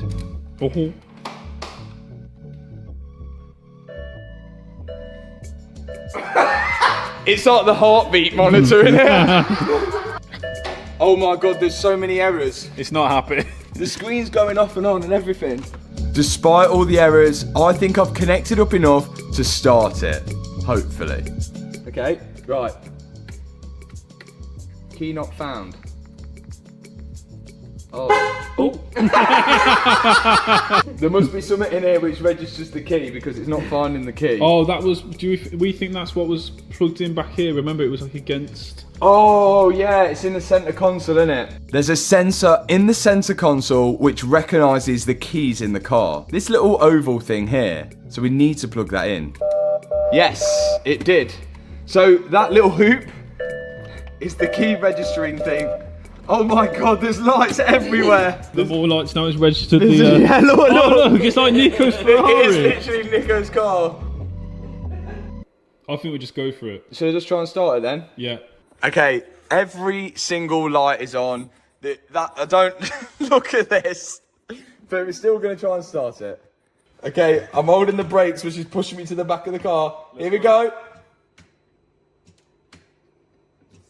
No. The thing here is to register the key being in the car. There's two of these, so I can't see it being this, but I mean, Go on. there was another sensor for registering the key, so we didn't know whether we needed to connect that as well for it to start. But still, nothing. Why do you think it won't start? Because it ain't back together. I had fuel in it, I had oil in it, we had battery power, but the car wouldn't start. Now I was going through everything just to double check that I'd actually connected all the ground wires. And was going to try again. Here we go. But again, nothing. Dead. No. I then checked to see if I plugged in the fuel pump. Yeah, that's on. But even if that wasn't on, it would have cranked anyway. We can't even get it to crank. So why is it not cranking now? So we've got brake light, we've got brake pressure, but it's not cranking. Every single thing works, apart from getting it to start. We then called our good friend, who knows a few things about McLarens, especially broken ones. Is there anything anything that needs to... Stab the brake pedal. Stab the brake pedal as hard as you can. Right, really, what, like punch it almost? Really, yeah, like really, like, yeah, stab it. Gone for it? Right. No, it makes a weird noise. It goes, but it doesn't. We've got no doors on. Does that matter? No. So, is the start button, is it flashing? So you said you bled the brakes. Do you feel brake pressure? Yeah, we've got full brake pressure, yeah. We've got full brake pressure, and we know the brake switch is working because the brake lights come on at the back. I'm just thinking what else it could be, other than some grounds. When all else fails, just stab the brake and see what happens. Okay, we'll give it a go. Cheers, Freddie. Alright, man. Bye. Well, Freddie seems to think we've ticked all the boxes, but it still wouldn't start. So my dad was going to try his technique. Well, I'm just going to see if we can start it with that. Sound. My dad was just going to put power directly to the starter motor whilst I had the ignition on. And we'll see if that starts it.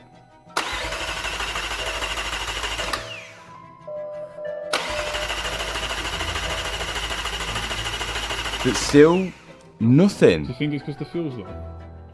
No, I've got fuel. Might not even be sparking. It might not. I've got a small feeling it's something to do because the car's like this.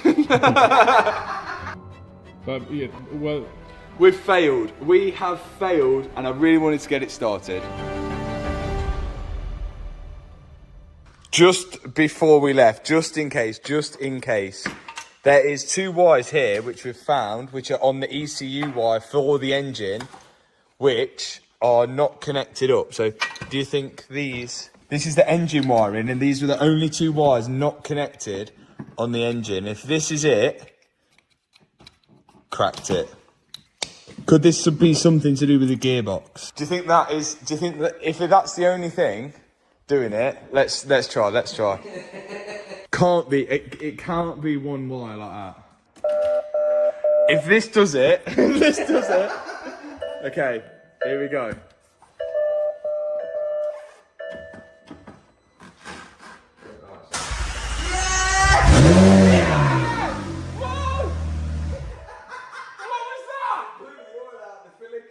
It blew the oil out of the filler cap.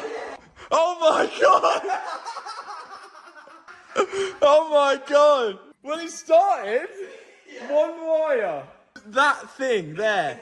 That must register whether the gearbox is in neutral or something, because it looks like it's going into the gearbox or something. Okay, here we go.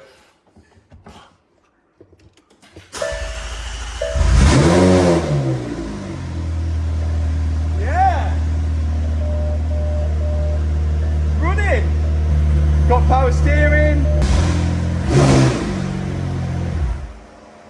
We're good. Fans working. Come on, 1 wire. Good spot.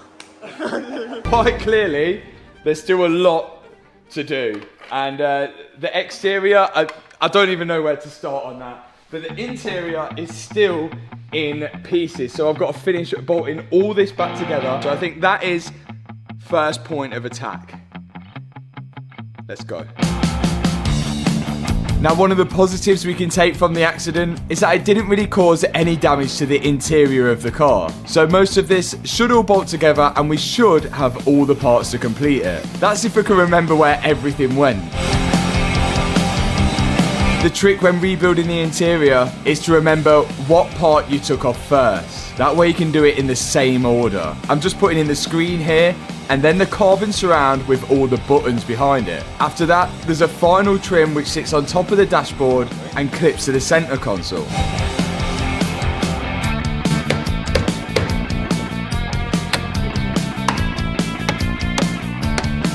Yes, center console, screen in.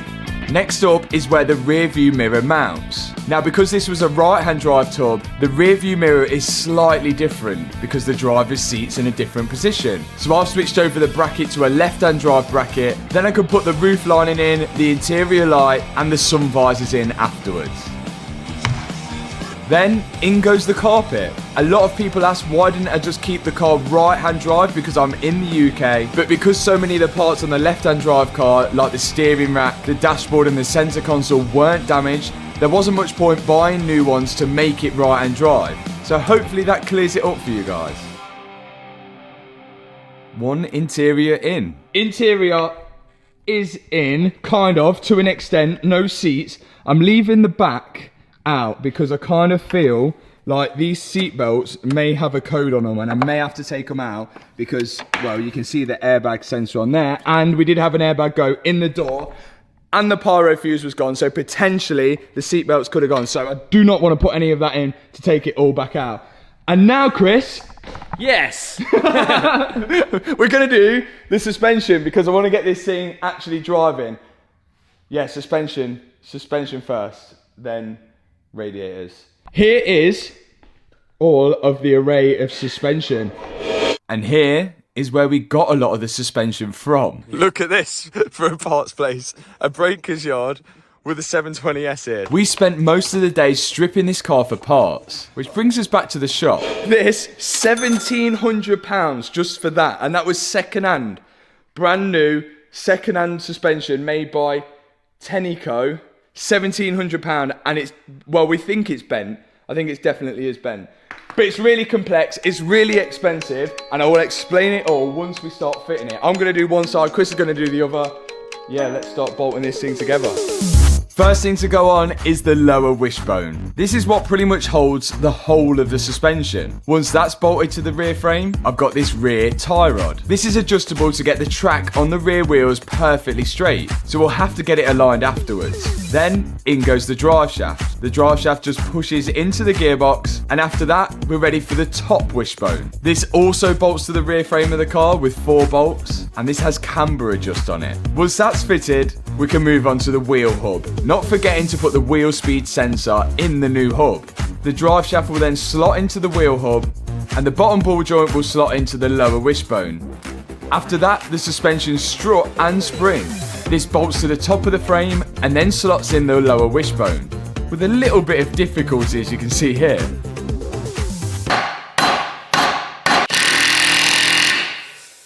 That's rough. It's going in though. Once that's in, we're on to the final stages. Bolting the tie rod to the wheel hub and then connecting the top ball joint to the wheel hub as well. This has a lot of adjustment on for camber, making the wheel tilt in or outwards. Again, we're just going to put it in its neutral position for now, but of course afterwards we're going to need a 4-wheel alignment. It is step by step starting to look a little bit more like a car now. Well, to me at least, but there's a few small problems. So here's the right side of the suspension, which looks pretty good to be fair. It could do with a little cleanup, which we can get to, but the most expensive part is this strut and spring, and it's a little bit different on McLarens to what it's usually like on normal cars. Here is the price of a second-hand suspension unit, £3,800. Yes, it's off a 675 LT, but it's all the same, but they are really difficult to find. I know I was going to have to replace one side because, well, that's the remaining of it, but both sides, not so much. But now I know I need to replace both sides. This left-hand side suspension strut and spring, I don't know if you can see on camera, but let's go around the back here. You can see how much it's bowing when it's sort of going up, which is just not good. That is definitely bent. And to make things worse, when I went to the breaker's yard to get some parts, I picked up the suspension unit, the only side they had, which was on a non-damaged side, which was this one, and this cost me £1,700. And it looks like this one is quite difficult to tell on camera, but I think this one is also bent. They must just bend really easily. And all of this suspension has to be set up by McLaren themselves. But what exactly makes it so special? Here is my drawing that I did of the 720S suspension. Let me try and explain it. Let's imagine this is the rear suspension. Now there's hydraulic fluid in both of the dampers. The bottom fluid of the left-hand side damper links up to the top of the fluid in the right-hand side damper, and the fluid in up here links down here into the right-hand side damper. Let's say the McLaren goes around a left-hand corner. That means the wheel on the right-hand side is going to be pushing up because it's fully loaded down. So all of the force will be going upwards through this damper here. So now all this fluid is high pressure, so it's going to be pushing this fluid out through the top and in through the bottom. Now naturally, when you're going around a left-hand corner, this wheel is going to want to go up and this wheel is going to want to come down. The cars have the most grip when both wheels are planted on the floor.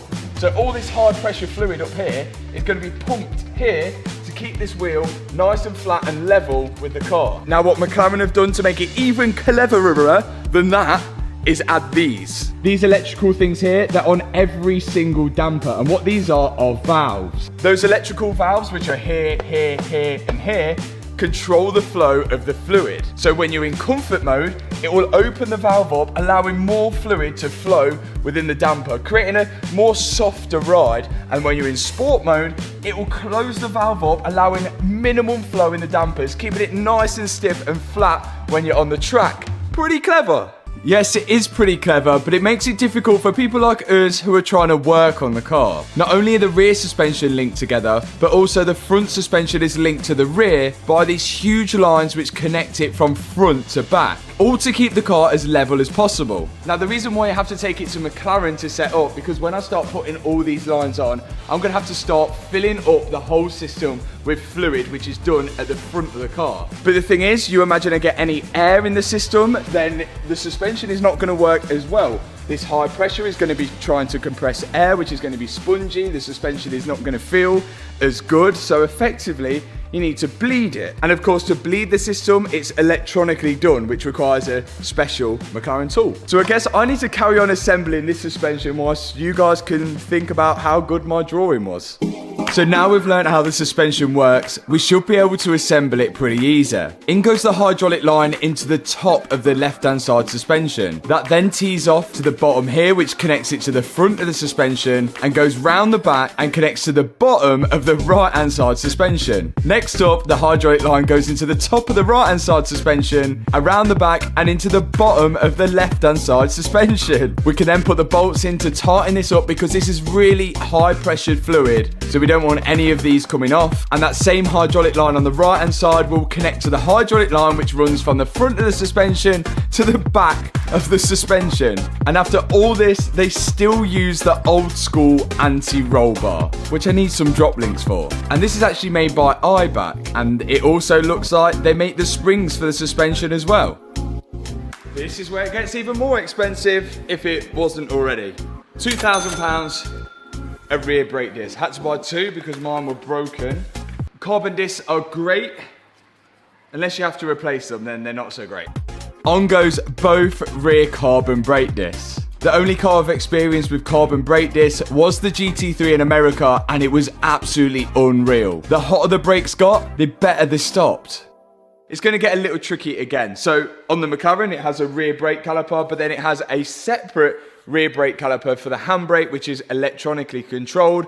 Problem is with mine, the electronically controlled bit is broken. On eBay, the only thing I can find is the actual rear caliper, not the handbrake mechanism. This part number on the top here is a McLaren part number. That's not going to be any help, but if we look round, if you look round to this part number on here, this is the Bosch part number. Now I've googled that part number, you can see that same handbrake is used on an Aston Martin Vantage, an Alfa Romeo, and a Maserati Ghibli. Issue is, none of those are particularly cheap, so it might look like I'm gonna have to call McLaren for the handbrake mechanism. But if any of you guys know any different, let me know in the comment section below. But none of that is gonna stop us from driving it. We do still have rear brakes, just not handbrake. I think you might be right. I'm thinking maybe I'm way past the point of no return. I'm running traffic lights. Now we're almost on the finishing touches to be able to get this car running and get it running up to temperature. One thing that's needed is of course the radiator, and that's what I'm fitting now.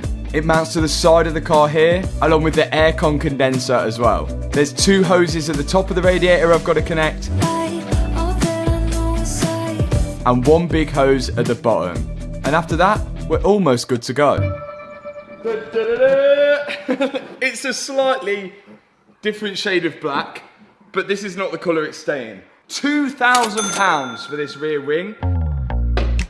Yeah, the wing was expensive, but these are a little bit different to your normal wing. They are chassis mounted. They actually bolt to the rear frame of the car, so they take a lot of force. And not only that, they're hydraulic controlled. I've first bolted the rear wing to the chassis, and then I've bolted the rear crash bar to it, because after that, I can start installing the hydraulic lines. There's 2 lines which connect into a little T-box here. I'm then installing the secondary air pumps, which I think are just used for emissions.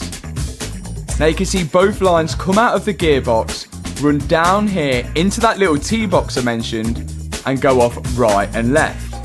One side goes to the right hand side of the wing, which I assume is a feed pipe and a return pipe, and then the other side goes to the left hand side of the wing. I don't know whether if there's some kind of sensor in the gearbox which senses how fast you're going, so then it sends hydraulic fluid up it. I have no idea. Wing is on. Check it out. Up. Down.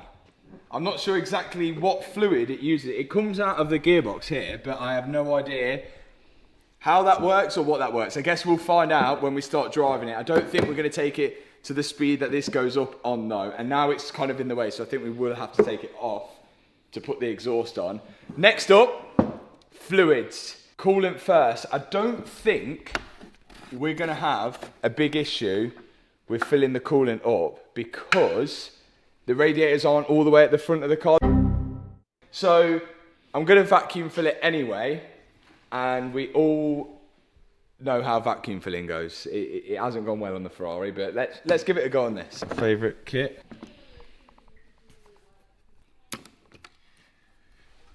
We don't need to explain how this works because we've explained it so many times, but air's going across there and it sucks it out there.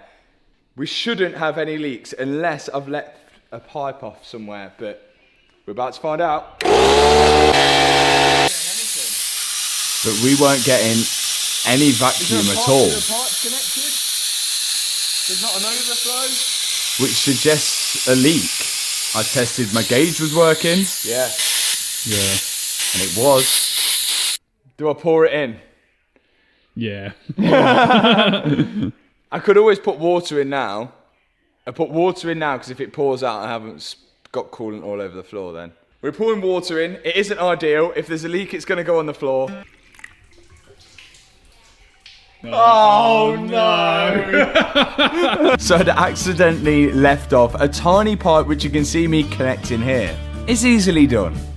Hose clip on. Hopefully the vacuum now vacuums. Oh. Oh no. It's leaking here. Somewhere's leaking. Leaking. Oh, the rad's damaged. I can hear it leaking. The rad's damaged here. Oh. I can hear it. I seen that radiator when I got it and I thought, is that going to be damaged? This is the problem with second-hand parts. It seems there's a hole in the rad there. I mean, this, you can get away with this, but the water travels down these veins, like the long pieces here, and it looks like there's a hole there. We've put pressure there through it and it's still leaking. This is not good, but as always, we conquer and accomplish.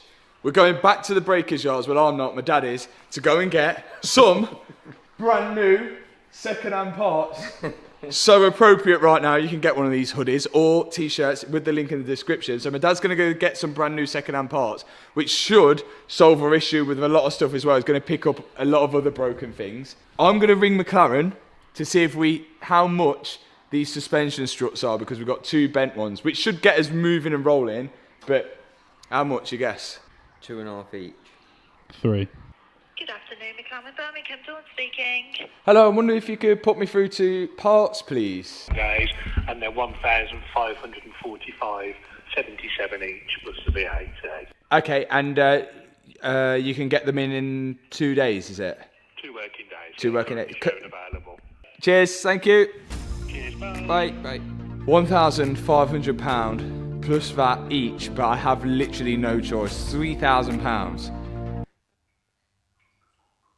Wait, hang on. I paid £1,700 for a second-hand one, which is bent. So that's actually a better deal. Next up, whilst we wait for my dad to return from the scrapyard, we're going to be filling the gearbox fluid. Remember, we lost a lot of fluid because the gearbox cooler had a hole in it. I've undone the fill plug here. Then I start to pump in the gearbox fluid until it starts to pour out. Then we can put the plug back in. Hey. After that, my dad returned with the parts. and we can start fitting the brand new second-hand radiator. Hopefully this one doesn't have any holes in. Got to connect up all the hoses as before and the aircon lines, and then this shroud goes on the outside of the radiator. We're slowly getting there now. Next up, we're back to the vacuum filler. We're hoping this time it'll hold a nice vacuum, and you can see it's building up now.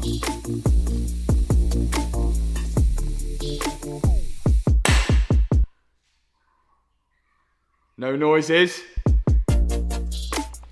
Once it had held a vacuum, I could then connect up the coolant pipe to it, and it's going to suck all the coolant in through the system, and hopefully we won't get any airlocks. And then we can just top up the last little bit by hand. Almost ready to start it and run it to temperature for the first time and see if it goes in gear. It's exciting. It's exciting. But on this side, which was the most perished side, there's loads of plugs which are broken. So plugs are broken here, plugs are broken here. And wires are just coming out of nowhere there. And this type of stuff normally on a crash damaged car takes a long time to figure out where the wires went and then what order, like if you get a plug, what order they went into and everything like that is really hard to find. So to save us time, when we went to the scrapyard, we bought part of the wiring loom. It pretty much cost us the full wiring loom though, because now they can't sell it. £750. And did you know? Well, I didn't know. I thought McLaren and Mercedes had split. Well, look, check this out. The wiring, Mercedes logo on it. So all of this is a Mercedes. Well, the wiring plugs. I don't think it's actually a wiring loom off a Mercedes. The only one really we need to work at the minute is the fan, so we can run it up to temperature. The rest we can deal with. Another thing we need to get it started first time, our best friend, the pyro fuse. And what do you know? Mercedes-Benz.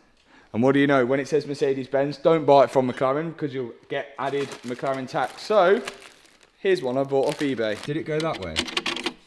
Nah. Did it go that way? Maybe. You through? I'm in. Pyro fuse is on, so now the power from all this board here can go across the pyro fuse and down to the starter motor. I've marked on it red. Oh, look. See that little hole? I'll scrape that on there. It's in. Let me see. I'm in. JD. What does JD mean? Job done. Connection. We're just going to run it to temperature. And if it runs to temperature and it is good, wheels go on and we drive it out. And Richard Hammond, we're coming for you. This was it. Time to see if it runs up to temperature and goes in gear. Ready?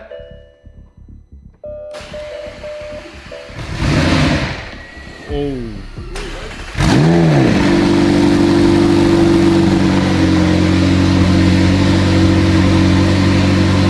Okay.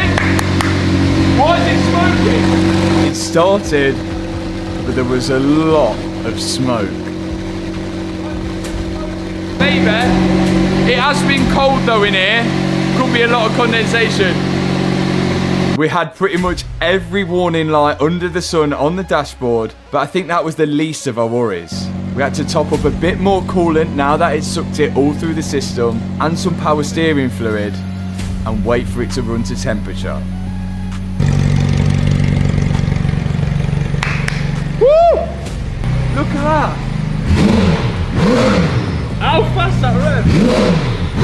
I'm going to put it into first gear. But it didn't work. It would not go into gear. No.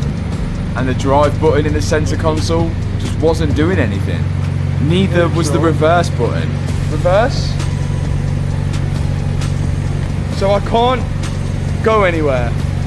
Nearly at running temp. Sounds nice, doesn't it? We never knew whether the gearbox was good or not anyway. Yeah, because we never knew if it shifted. We never knew whether it was shifted or not. The engine was running to temperature quite nicely and everything sounded good, but didn't look good. Oh, it blew the oil cap off. Why is he doing that? It don't like starting either. Won't either, will it? That drive back Oh my! Oh no! Engine very bad. Do it again.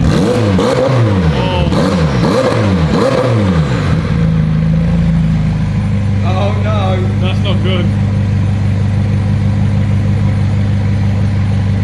It's smoking well, man.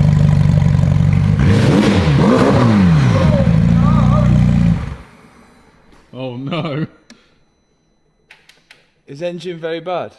Is the inside of the exhaust supposed to be wet? It really wasn't looking good. Oh no.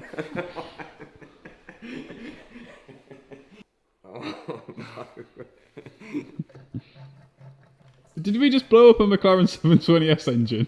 We didn't blow the engine up doing that, what you just did. Was all the smoke coming out?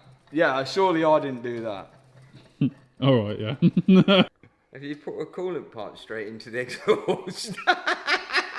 The charge cooler, well, we're hoping, best case it could be the charge cooler, because that's on top of the engine and we can take it. Anything else is like, we've got to replace the engine. Remember, the charge cooler has coolant running through it all to cool the air before it goes into the engine. If this was leaking any coolant, then it could be sucking it directly into the engine, causing all that smoke. But the pipe was bone dry. No. Oh, that's really dry. So could the problem be the head gasket? Engine's very bad. I don't know if it, did you capture that? The oil cap blew off when we started it. I think I did now. So the oil cap blew off, and it did blew off in the last video as well. If the head gasket's blowing and it's blowing exhaust fumes into the oil system, then it would blow the oil cap off. It's the thing, isn't it? But the oil cap doesn't hold on very well, yes. Oh my God, have we got to take this engine out? Put this in your coolant tank. You then pour a bit of this fluid in there, which will sit in this reservoir here. And if it detects any exhaust gases going in, then the blue fluid will turn yellow, which means engine very bad. So in goes the tester. Okay, we're hoping this stays blue. If that goes any other colour but blue, blue's our favourite colour at the minute.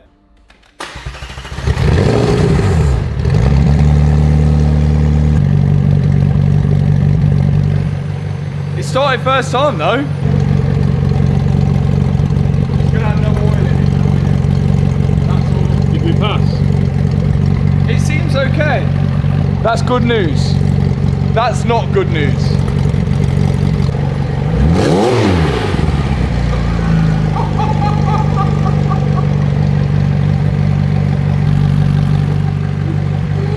The head must have gone. Look at that.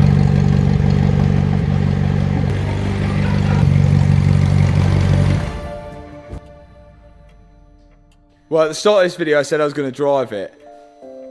I lied. We blew it up instead. Ducks. Oh, this is nice, isn't it? That's sick. So much better than yours. The guys at McLaren were really helpful, but I've come up to pick up some new suspension because the ones that are on the car at the minute are clearly bent. And whilst we was there, the McLaren technician gave us some vital information which is definitely going to help us later on in the video. And then the bonnet was going boom. Secured the bag. Let's go fit them and hopefully get it in gear. So you're probably thinking, Matt, why are you spending nearly £3,000 or over £3,000 on suspension when the last time we started this thing, it looked like this? Well, check this out. There's no smoke. No smoke.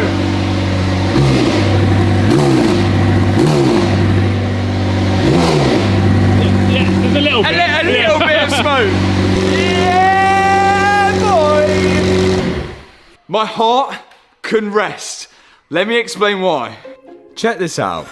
This is Tavares's 675 LT starting up for the first time.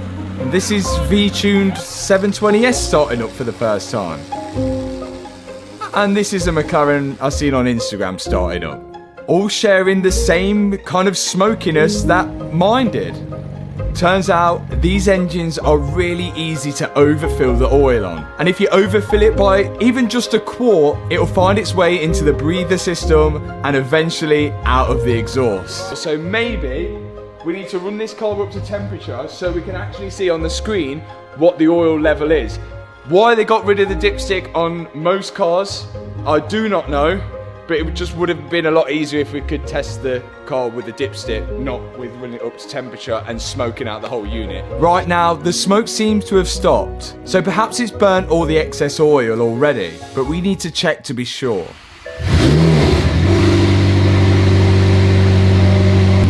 Where do you reckon it is? Where's this? Oh! There. No. Yeah. Short vehicle. We couldn't seem to find where you're supposed to check the oil level on the screen, so we resorted to the user manual. Vehicle stationary position on a level surface, neutral selected, foot brake applied, oil is going to be 95 degrees.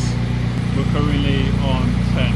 To check the oil, we need to use the main odometer screen. The problem is, I can't scroll through the menu on the screen because it's just covered by a suspension fault. But to start off with, we thought we'd get the oil up to temperature and maybe we could see the level when the car's turned off. And with the car turned off, we could scroll through the menu. But to later find out, you need the car on to check the oil. So you can't, how am I meant to check you've got to check the oil when the car's running, but then I can't control this screen because of the suspension fault. So it's prioritising a suspension fault over checking the oil. The engine seems all good. It stopped smoking.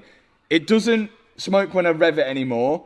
It seems logical that I've overfilled it with oil, bearing in mind how many other people have done the same thing. The only thing, we cannot check how much oil is in it because we've got a suspension fault. So we need to go back to the original plan of getting this car running, putting the suspension on, getting rid of the fault, and then maybe we can check the oil. So let's unbox this brand new suspension from McLaren. Now, because we haven't bled the suspension, I didn't actually think there'd be any pressure in it, but I was wrong. Whoa! All over me! It's all over. It went in my eyes. It seems the McLaren must pressurise the system, regardless of whether you bled it or not. Well, at least we know now. It's fairly easy to remove the old suspension, 2 bolts at the top and 1 bolt at the bottom.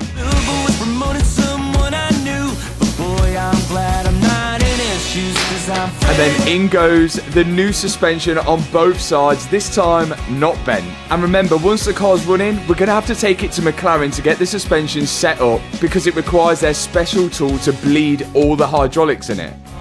But that should just about do it. New suspension is on. Very good, very nice. Now, look at all these handbrake calipers that we have accumulated. I've had to buy another one. This electronic handbrake mechanism. My one was broke on here. I've had to buy a whole new one off eBay. I couldn't find one which worked. £250, not too bad. I've just got to bolt that to there, and that controls the handbrake on the rear caliper. And someone actually said, I don't know whether it's true or not, that apparently this is connected with the traction control as well, and if the wheels start jittering round, it's the handbrake that they use. I don't know how true that is. Maybe, no, that can't be true. No, you do big skids. Yeah, just lock on the handbrake and slide I think it would do it with the actual caliper, wouldn't it? ABS. It wouldn't be controlled with the handbrake, would it? That's going to be just dead slow, isn't it? That's a slow. Yeah, it's slow, yeah. Liars.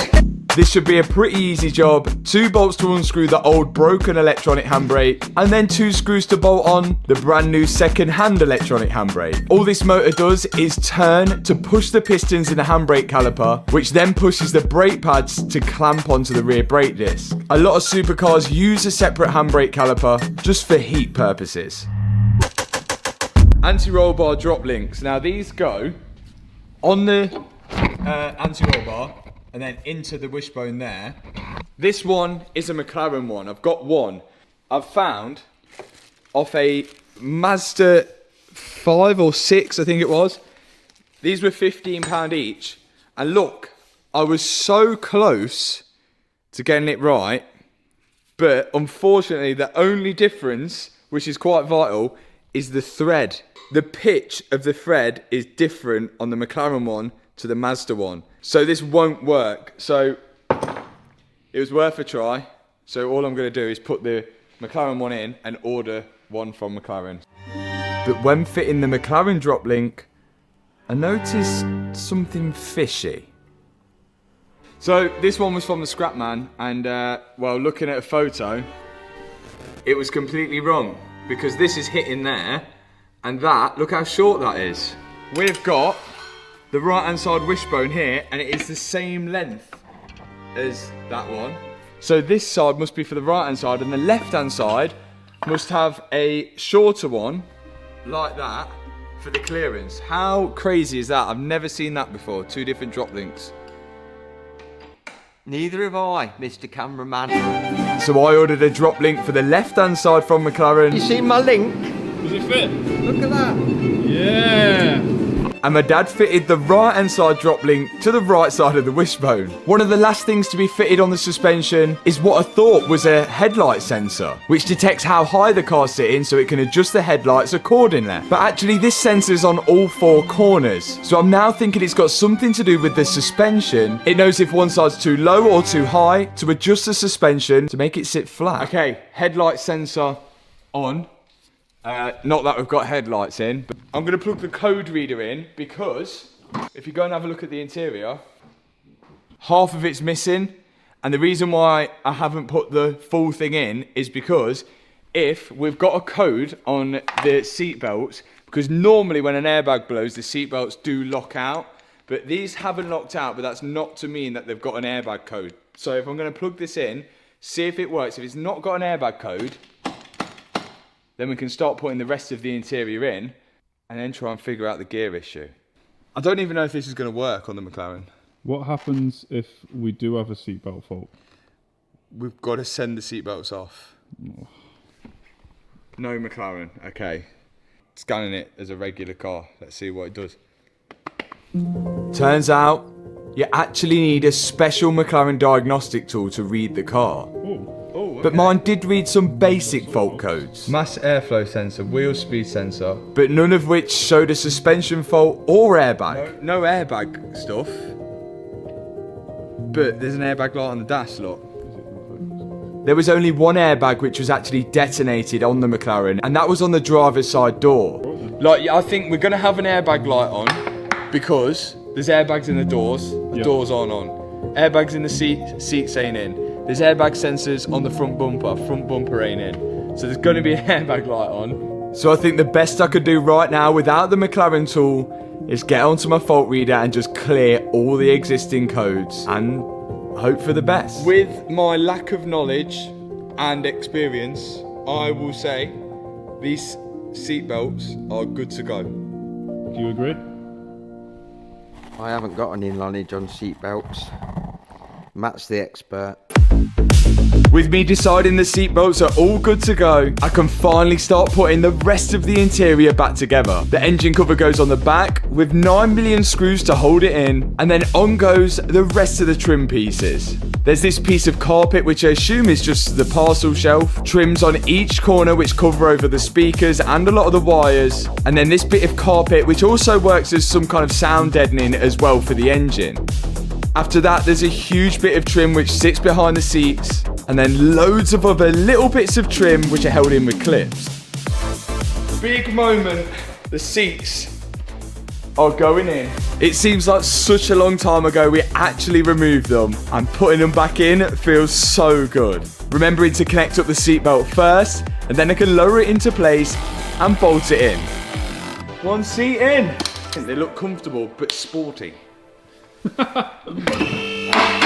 We couldn't get in gear in the last video, but we spoke to the McLaren tech, and as helpful as they were, they said apparently if the bonnet isn't latched, it won't go into gear, because what people were doing was driving along and accidentally pressing this unlatched bonnet lock. If people driving and accidentally touch the knob, and then the bonnet was going boom. But There's a way to override it, he said. If we hold down drive, it will override that. If that works, that is life saved. So we're gonna just try and figure it out. Will it start? Of course it will. We still can't check the oil. Oh. Condensation. Yeah, condensation. Oh. Where did that come from? I still think we've overfilled it. Ready? I'm ready. Yes! It worked! Those are turning. Are they? Yeah, well, brake discs are turning, yeah. I have a small feeling that oil is definitely still overfilled because we need to be able to check the oil, but we can't check the oil without the suspension fault coming off the dash unless there's a hack around that as well. Here are the rear wheels. The front wheels survived. The back wheels, this one is no longer round. This one, Oh yeah, that one will. it looks okay from the front. Oh yeah, easily. And yeah, that one is definitely perished. I have ordered some new wheels, but in the meantime, Wheel Mania have sent me some to just use to roll it round. Let's drive it. We're going! We're going! Yeah! We're actually outside. We're out of the unit. Right, drive. Yes! It's working! No, it's actually driving. Yeah! Oh, there's no wind. It's a bit windy in here. It's a bit windy, but.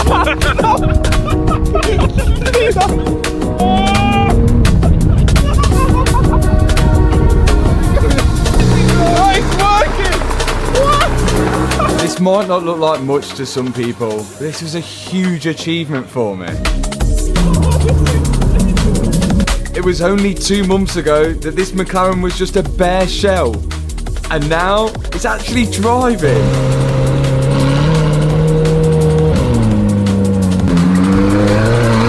And driving well.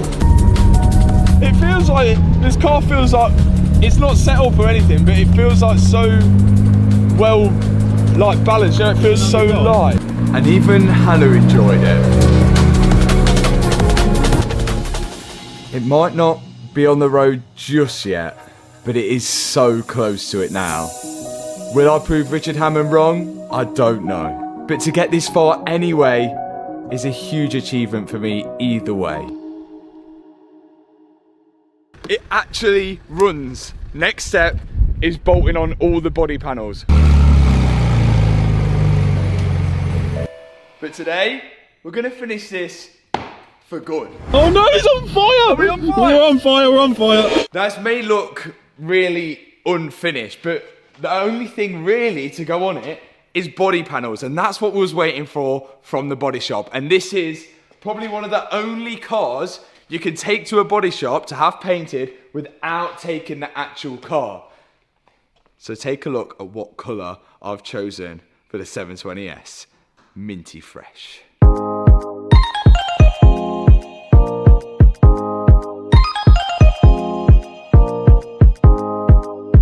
This is the colour. It looks sick. It does still need all polishing and flattening and all that type of stuff, but they can't do that until it's on the car. First thing to go on is the door because it's just a massive piece. Let's put it on. The colour looks unreal. I couldn't be any more happier. But it's really difficult to tell what it's going to look like until we put all the panels on the car. Demonstration. And the doors go up, up, up. Crazy. Being that the door is one of the biggest pieces on the McLaren, we thought we'd start there first. There's 2 hinges for one door. We've got the lower hinge, which is connected to the actual tub of the car. This does the majority of the lifting. And then we've got a smaller hinge on top of the car, which stops the door from moving around. This colour, with the orange stripes on the interior, mad. It's going to be a one of one. There's more stuff later in the video. It's not only this colour, it's going to look crazy. Once both of the door hinges are put on, the door needs to be able to hold itself up. And that's why we have this massive hydraulic strut here. which goes through the door and clips onto the door hinge. Does that hold it? I'll let go. And that's one door on. Look at the old door. This is what happened. That was the impact. So we need this hinge off this. Ooh. Chances of it being bent? Not at all. Usually, if the bonnet's damaged on a car, you would always replace the hinges as well, because they'll usually be bent. But for some reason, I didn't abide by these rules when doing the doors. And this left-hand door was pretty badly damaged, and I've chose to keep the same hinge. No, that's good there. Bloody nowhere near, mate. It is nowhere near. Bloody nowhere near. Oh. Oh, yeah. Oh. Yep, our hinge was bent. But luckily there was another one listed on eBay for £300, which we'll go and collect later. But without that door on the left-hand side of the car, we can't build up anything else. So I'm just going to continue building up the right-hand side of the car, continuing with the rear quarters, which are just bolted to the chassis. But it seems things weren't going to be as easy as that with the McLaren. The panels just didn't really line up. We were pretty far off with the door closed. So we spent a lot of time adjusting the rear quarter to make it line up with the door. And we eventually figured out why it didn't work. We're wondering why this didn't fit. Found out why. Because McLaren maybe decided, okay, they don't fit, so they made these little bits of Lego, and then that go behind them like that, and then the bolt goes through it. No wonder we couldn't get it lined up. Here is the side skirt. So the inserts on these are normally grey. We've gone black to give it more depth. Gone black on the top as well, and then the door handle, and this is all going to be black, sprinkled with a little carbon fibre. The McLaren is built with so many different pieces, and the side skirt being one of them. It uses clips to hold it to the side of the quarter, and then 2 bolts which you have to get your arm in behind to tighten up. After that, you can see the air filters at the back of the car. And I've got the carbon ducting which slides into place and clips into the rear quarter. Oh yeah. Oh yeah. Oh. Wow. If this is not the most beautiful thing of engineering, look at it. It just looks, it's a nice wing mirror, isn't it? It was actually quite nice to work on the McLaren, and most stuff seems to make sense. The wing mirror wiring pushes into the side of the door, and then there's 3 bolts you have to reach up into to hold it onto the door. After that, it's the window. Next up, it's the window. And look, this window is tinted heavily, and the other window isn't tinted because we had to get a new one. This car has to pass an inspection to be imported into the UK and registered on the road. I don't think this tint will pass. So, I think it's just, he's had it done extra. If this leaves loads of adhesive on the window, fuming. Yeah. Wow. That is dark, isn't it? Limo. That is well done. Let's get it in. Oh, you reckon that little tab goes like, oh. See that? Look. Yeah. And whilst we're on the window topic, the front windscreen had arrived. And there's a lot more windows that have got to be fitted to the car. 5 of them on the back, in fact. So, Screensaver were here to fit them. So the windscreen now is about to go in. We had to get this from McLaren. It was £1,400 plus tax, which actually seems fairly cheap when you compare it to something else. That's the front windscreen in place. These pieces, this is the glass that sits on top of the doors, and these are broke. Now each one of these is £3,300 plus VAT each. So we decided not to replace these. I mean, I've got a solution, but you'll find out later. Again, lining all the glass up was just as hard as lining up the panels on the car. There's a lot of movement in it all, so we had to make sure it was perfect. The adhesive goes on first, and then the glass just simply pushes into place. Apart from the huge rear screen, which is held in with 4 bolts. So I could do that one myself.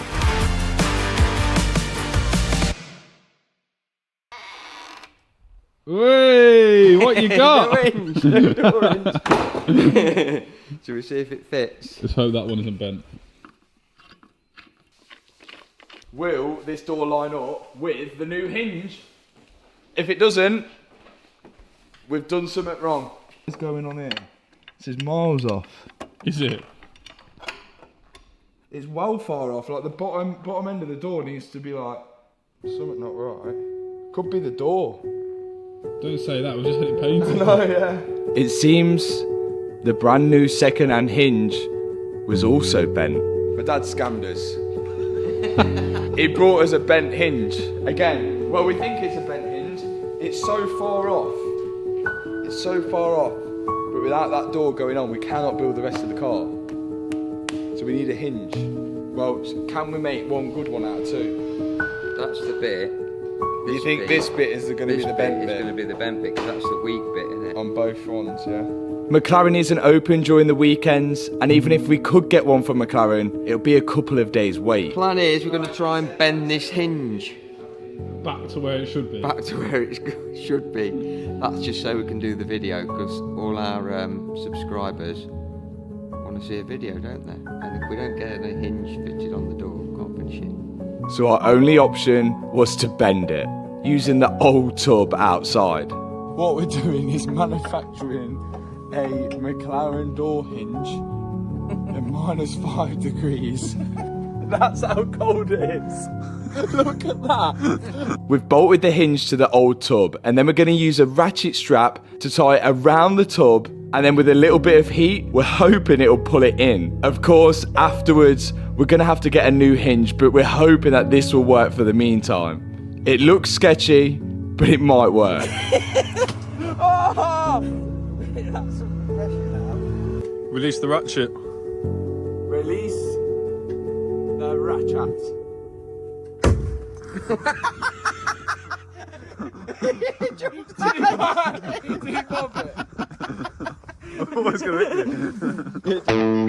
Now to see whether it lines up, and sure enough, it did.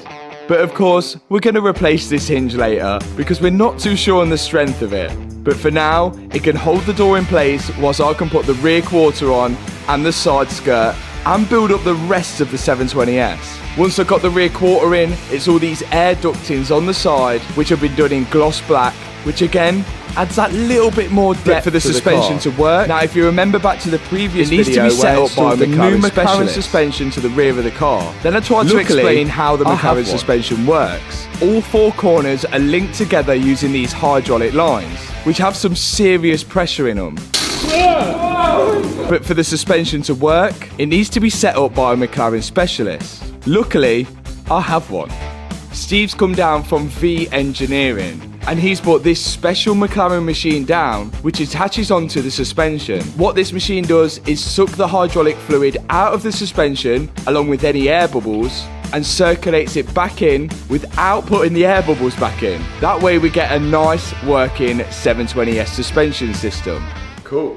Is that it? The suspension suspending? Suspension is suspending, yeah. Great. The next step that I cannot do. The wing. The wing is hydraulically controlled by 2 lines which go into the gearbox down there. This needs to be calibrated using the special McLaren tool. The engineering can do it again. I don't know what's going to happen, but apparently it's going to go up and down to calibrate. So the wing works with these 2 hydraulic lines here, which split out into a T-section and go to each side of the wing. First, Steve's going to push down the wing to make sure the sensors are working, which you can see here, the left side is reading 0 and the right side is now reading 0. Now he's going to put it into a self-bleed mode, which should lift the wing up and then push it down multiple times, which again should get all the air out of the hydraulic system. I'm not sure how, but it somehow does it. Once that procedure's done, we check to see if it works, and it does, and that's another fault cleared. Now this rear spoiler won't be staying on the car, but now I know that it actually works, I can remove the old one to give me more space to put the exhaust back in. I'm kind of regretting putting the rear quarters on now because it's gave us less room to fit the exhaust and all the heat shields in, but regardless, we managed to just squeeze it in there. And I'll remind you guys that this is not a standard exhaust. This McLaren came with a Larini exhaust with Larini sports cats as well. Around £14,000 worth of exhaust on it. So I'm definitely keeping it. Front of the car, which wasn't really damaged in the accident. We have got both of the front wings. We haven't had them painted, but they are pretty boring in my opinion. But we've got a solution for that. It's a bit of a white trim. Whoa. Oh my. Oh, whoa.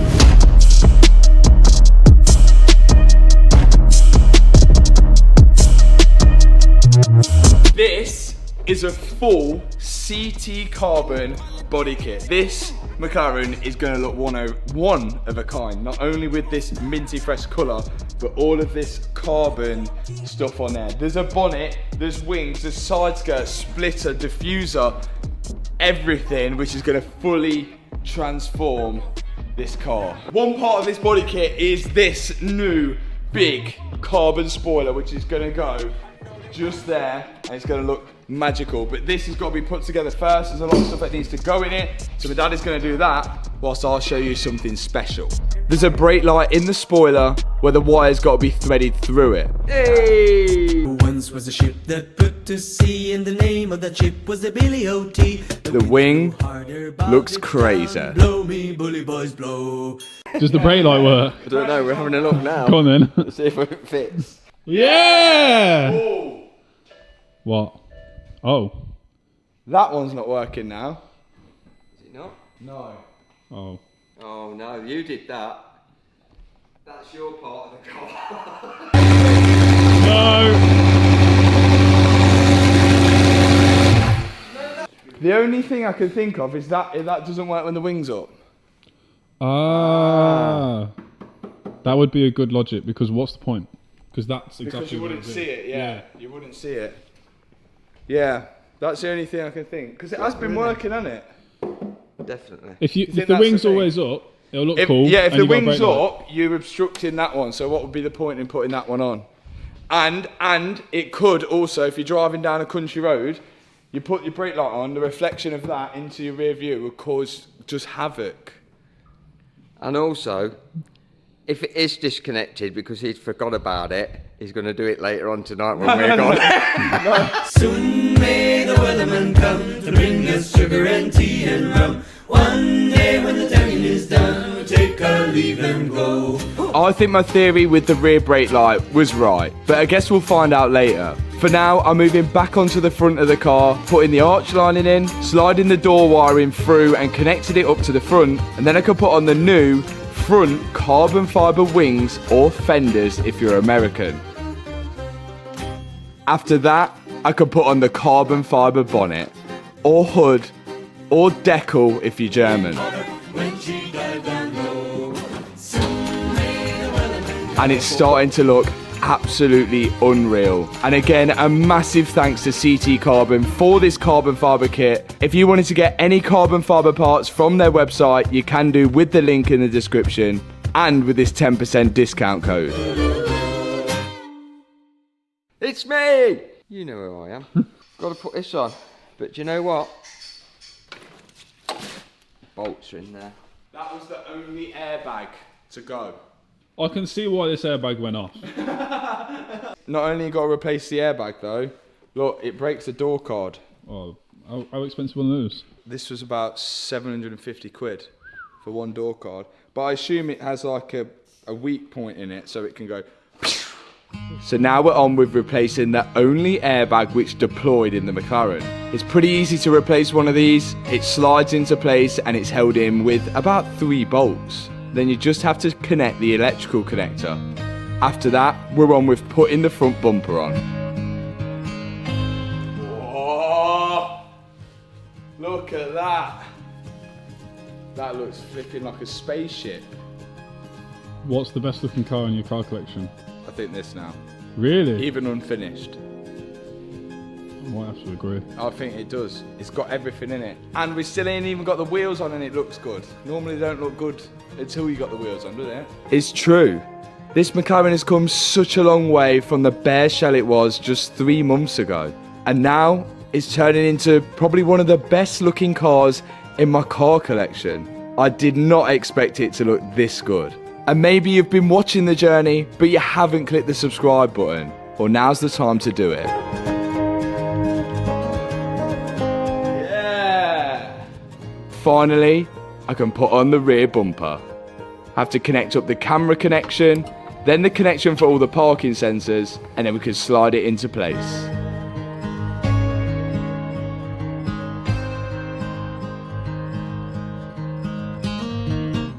Okay, I can put some bolts in that now. And then the diffuser will go on the back. Let's have a look. Oh! That looks so good. I think when you put the diffuser on, it's going to look next level. Yeah. No diffuser. Wait till the diffuser goes on. It's absolutely F1. You want to see it, Anna? It's dragging on the floor. I don't think I've ever seen a diffuser so big either. Here's the diffuser. And it is absolutely massive. It's almost like an F1 car's diffuser. Look at that! It looks like someone's put a race diffuser on it. Oh wow. Wow. That is massive. Look at the rear diffuser, Hannah, what do you think? Yeah, that looks good. That looks savage, doesn't it? Yeah.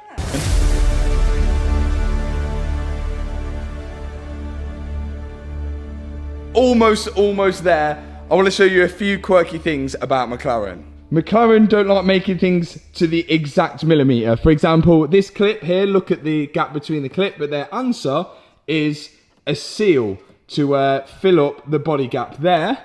And not only is it their answer there, it's also, check out this huge gap here. We thought that is definitely not right, but guess what? McLaren decided quite nicely to fill it up with a huge bit of like seal here, which again has got to stick to it. So the panel gap doesn't have to be perfect because a seal fits in there, which is, again, it's kind of good for us who like building it. I like it, it's cool, but I mean, you probably just wouldn't expect it. Now, onto the rest of the CT carbon kit, starting off with the side skirts. Now normally I would bolt side skirts to the body of the car, but because these side skirts actually fit to the door, if you lifted the door up, you'd see the bolts underneath. So instead, I'm just gonna bond these to the bottom of the door. Ready? That way I think it'll give a cleaner finish when the door's up and you won't see those exposed bolts. But we've only got one chance to get this right and fit it in the correct position. So we've got to get it perfect. It does just add that extra bit to it, doesn't it? And there's going to be a splitter as well. I don't get why manufacturers don't have them from the factory. Which makes everything look so much better. Now, moving on to the rest of the side skirt, which goes underneath the rear quarter. With this one, I'm going to use panel bond, and also when I get it in the ramp, I'm going to put bolts through it as well, just to give it that extra bit of strength. We definitely don't want this flying off when we're going around the track. I'm just placing the side skirt into position, then using a jack to hold it into place and let it set overnight. And the next morning, I got it up in the ramp so I can continue finishing the build off. It's all the little bits now, but they're vital, like the headlights, which slide in from the back, and after that, the arch linings. This car needs to be perfect before it goes to inspection, because to permanently import a car into the UK, everything will be checked to make sure it's safe for the UK roads. So there's no cutting corners with this. And there's all of the underneath in place. Looking good. Moving on to the front splitter, the final part of the CT carbon kit. There's two sides to the splitter and then one big piece which goes in the middle. And they use the OEM bumper bolt holes to bolt into place. Here we go, it is looking good. We're almost there. There's still some little final touches that we need to do, like sticking on all of these McLaren seals behind the wing and everything, which is going to be very, very time consuming, and we need to make sure we do that. But we need wheels.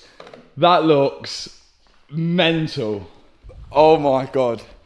This is looking good. We've just got to pull it forward. We need to check fault codes as well. We don't know how many fault codes we've got yet. But today's goal is just to get this looking finished and good enough for pretty much the road. What faults have we got? Airbag fault needs to be cleared. Driver door, well, yeah. Fuel level, yeah. We've only got 2 faults. Only 2 faults. Only 2 faults. One's an airbag, which needs to be cancelled off because that shouldn't be a fault anymore. And the other one's the door. Good.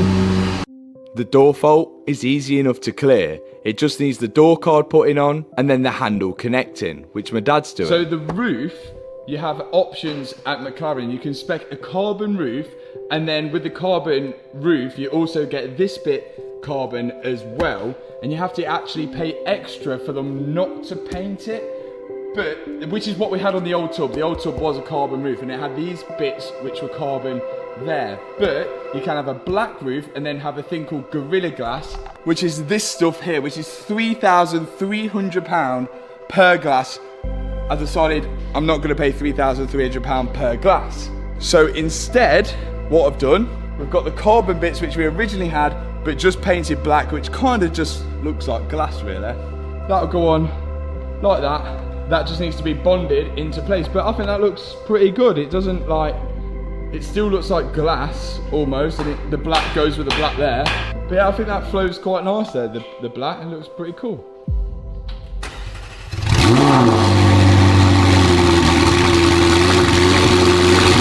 But now it's just about time we could finally drive this McLaren out. To Wheel Mania, the home of wheel refurbs and of course brand new alloys. This is really going to top the build off. 25 to 10 and we're at Wheel Mania. Now the car is still not registered in the UK. We cannot drive it, hence why it's come on the trailer. But that's not going to stop us getting wheels. We've come here to get some insane wheels which we've designed, but we've got to get it off the trailer first, which is an ordeal.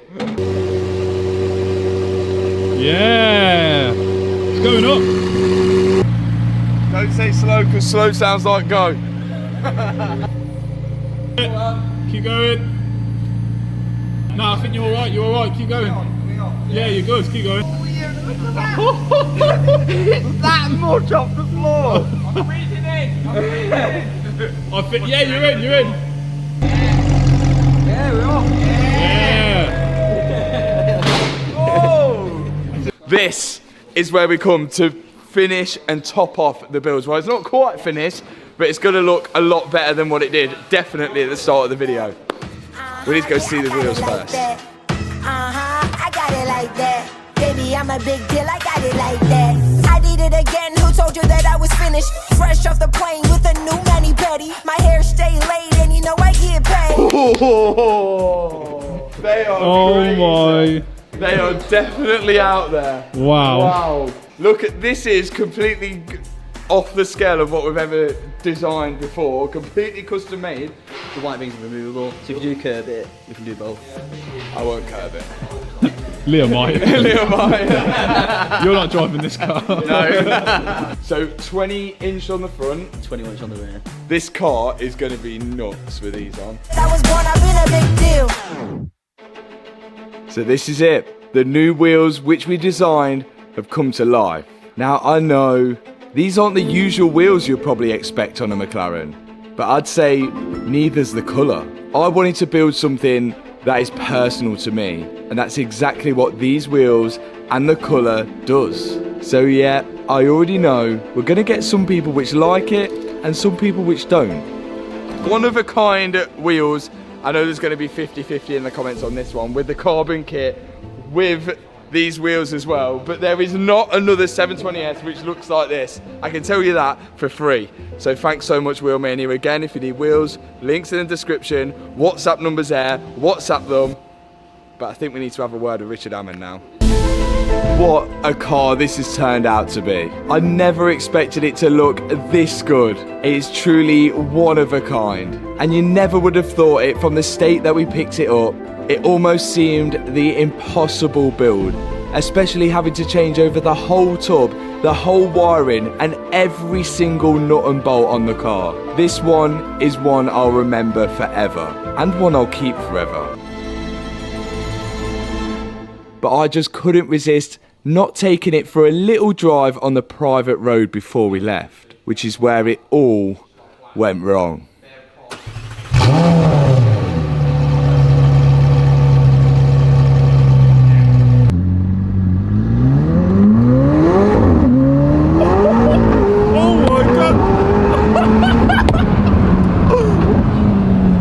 Oh my god! Flame! Big flame. What's... Oh.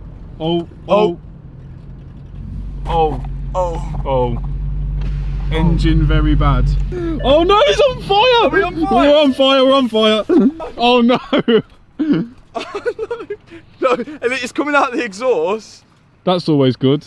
God, there was a lot of smoke. Do you know the flame? It looked like it was on fire. It was shut. Oh, engine! Engine very bad. Oh no. That's not good. Oh, we're in. Oh my god, look at the smoke. Engine system fault, call McLaren. Oh my god. No, it won't, gone. it don't move. It's just gone. It's gone. Oh. It just cuts out. So the car literally set on fire as we went past. We downshifted and it backfired, and we thought it was a good flame, but it might be a bad flame by the looks of that smoke. Now at the minute, the engine does run and drive. We've only got one fault code on the dash, which is an airbag fault, but as soon as you take it over around 2,000 RPM, there's a whole lot of smoke, and we need to solve that issue before something bad really happens. But I think we know what that problem is. Since we've done all the work to the McLaren, I've not been able to check the oil level. This engine doesn't have a dipstick. You have to check the oil electronically, which we've not been able to do because the suspension warning light stops you from scrolling through the dashboard. Since then, we've fixed the suspension light. But to check the oil in this car, it is so strange. So I've never known it to be like this. Why they don't just do a dipstick, I don't know. The car has to be running, then you have to scroll through the dashboard to oil. After that, you've got to apply the throttle. My foot's flat on the throttle. It's gonna hold it at 2,000 RPM for 120 seconds with potentially too much oil in it. But before that, the engine's got to get to 90 degrees centigrade. Then it will start counting down from 120 seconds. 18 seconds remaining. 15 seconds remaining, come on. There we go. All of that to say it's overfilled. Is that our problem? I don't know, but it's given us something to do at least. If an engine is overfilled with oil, the oil will naturally find its way out somewhere, sometimes over-pressurising and finding its way into the combustion chamber, causing a lot of smoke. The intake, which is not supposed to have oil in it, is leaking oil. Now it could be the turbo oil seals, but bearing in mind the dashboard says that the oil is overfilled, I'm going to drain some out of the engine and then go measure it all again, and hopefully it is just overfilled. We've took out a random amount of oil, so we assume now that when we start the car, if it's too low it will tell us straight away, rather than sitting at the 2,000 RPM for 2 minutes on low oil. But we'll find out. And we still don't even know whether this is going to solve the smoking issue. Okay. It looks like we're going to have to do the same procedure again to measure it. It doesn't. There's no warning light saying it's too low, so we'll wait for it to warm. Oh, Is it overfilled? too low. Oh, too low. So you do all that, and then it says too low. Why didn't it just tell me when I started the car? So now we've got to add more oil to the engine. And if you look at the diagram on the screen, it looks like we've got to add a fair bit. And we didn't even take out that much. Let's get this in. But then I think we figured something out. This engine has a dry sump as opposed to a wet sump engine. And on a wet sump engine, all of the oil is stored at the bottom of it. It's pulled out with an oil strainer, through the oil pump, through the oil filter, and then around the engine. Whereas on the dry sump engine, all of the oil is stored in a separate tank, which is pulled out through an oil strainer, through a pump, through the oil filter, and then around the engine. And only a small amount of oil is left at the bottom of the engine, which is pulled out with a scavenge pump and sent to the separate oil tank. Now on the Murcielago engine, which is also a dry sump engine, you can actually fill the oil in two places. One in the actual engine here, and two in the actual oil tank right back there. Whereas in the McLaren, you can only fill it through the engine. So is it a possibility that we've filled the whole oil capacity into the engine, not overfilling it, but almost drowning the engine in oil? I think we were supposed to add oil, let it run round the engine for a bit, and then top it up again afterwards. Hey! In the middle. Exactly in the middle. Whether that solves the smoking issue, I don't know. I guess we're gonna have to find out. And there's one place I can think of where we can find out whether it's still smoking. Now, a lot of you have been asking, how much has the total build cost so far? Enter the school of finances. The McLaren, £60,000. Tub, £5,000. Parts. There were a lot of parts, and I think we did well on the ones that we bought. Total build cost so far of £89,115.35p. And if my research is correct, that makes it the cheapest McLaren 720S in the whole country. But now, it's time for the dyno. Let's hope it holds out. So, plan is, because we can't take it out on the road just yet, it's not registered in the UK, we do a dyno run this time. Run it all through the gears on the dyno. If we get the all clear, we're gonna tune it. But this turned out to be a big ask for the McLaren, because yet again, we had problems. Well, in true McLaren fashion, the car has well and truly died. To run on the dyno, one, we had to take the diffuser off so it could be strapped down. And then two, it needs to be plugged in so it can go in dyno mode so the car knows it's on the dyno. And as we did that, I think the car turned off midway through. And now, when you try to start it, well, let me show you what happens. It was completely dead. We had battery charge, we even had a charger on it, but nope, nothing happened when we tried to start it. It is fully dead. And we've been on this for hours now, so our only option is to take this to McLaren. Maybe this was self-inflicted. Maybe I should have just left it as it was. Not only did it not turn on, the windows didn't go up anymore, the handbrake didn't work, but the ignition would come on. It's like all the electrics in the car had fully decided to give up.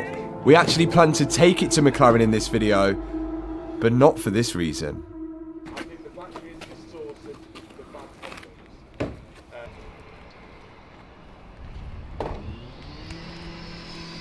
Well, we made it to McLaren, not the way we thought we were going to make it. We're at McLaren Birmingham, and the tech's already in the car because it's a bit of a... Do you know any issues whilst you're there? You see... Yeah. It may be immobilised because that is pulsing, so we might be okay. It might be a mobiliser issue. Oh. Okay. A mobiliser for some unknown reason. If it's a mobiliser, what would that would that just need like It's resyncing the security body controller, the gearbox control unit, and the engine control unit. And is that an easy job? It takes about 15 minutes if it goes through smoothly, but sometimes you just have to do it over and over again if they've got confused. Right. Yeah. Okay, fingers crossed it's that, we'll see. Not how I expected the day to go. But we're definitely in the right place to solve it. I'm just worried that this is going to get very expensive. So today we've got Simon on the channel now. McLaren Tech has been for how many years?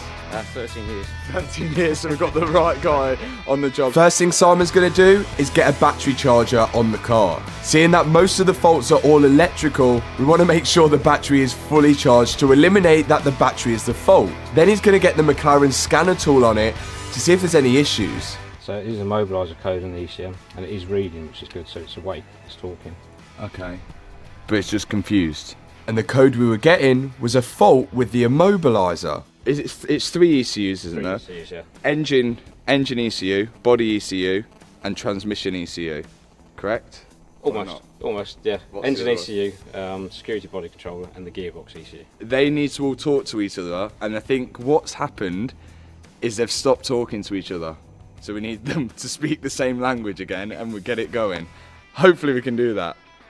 Hopefully. So what I've learned is there's 3 control units. Engine control unit, which is in charge of all the electrics on the engine. Transmission control unit, which is in charge of all the electrics on the transmission. And the security body controller, which is in charge of all the body electrics and the immobiliser. All of them talk to each other, but the problem is, mine aren't. So the windows don't work either, but apparently the door module is out of date.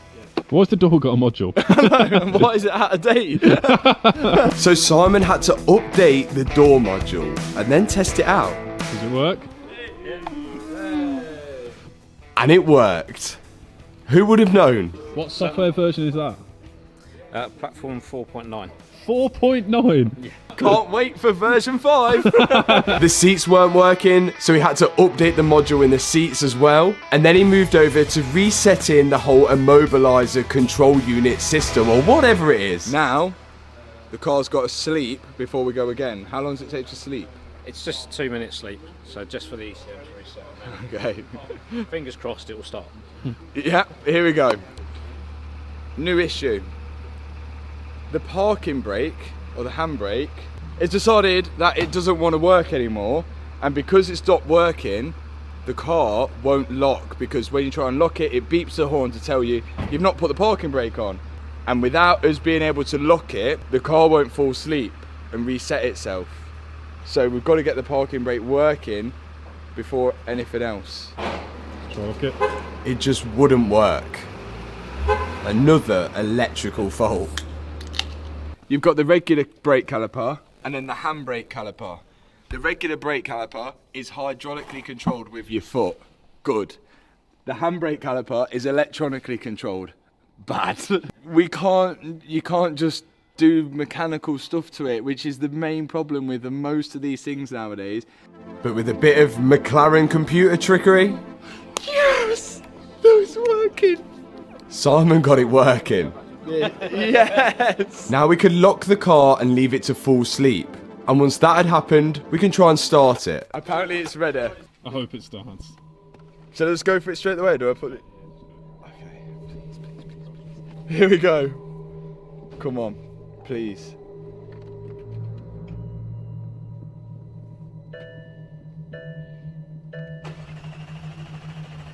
It wasn't looking promising.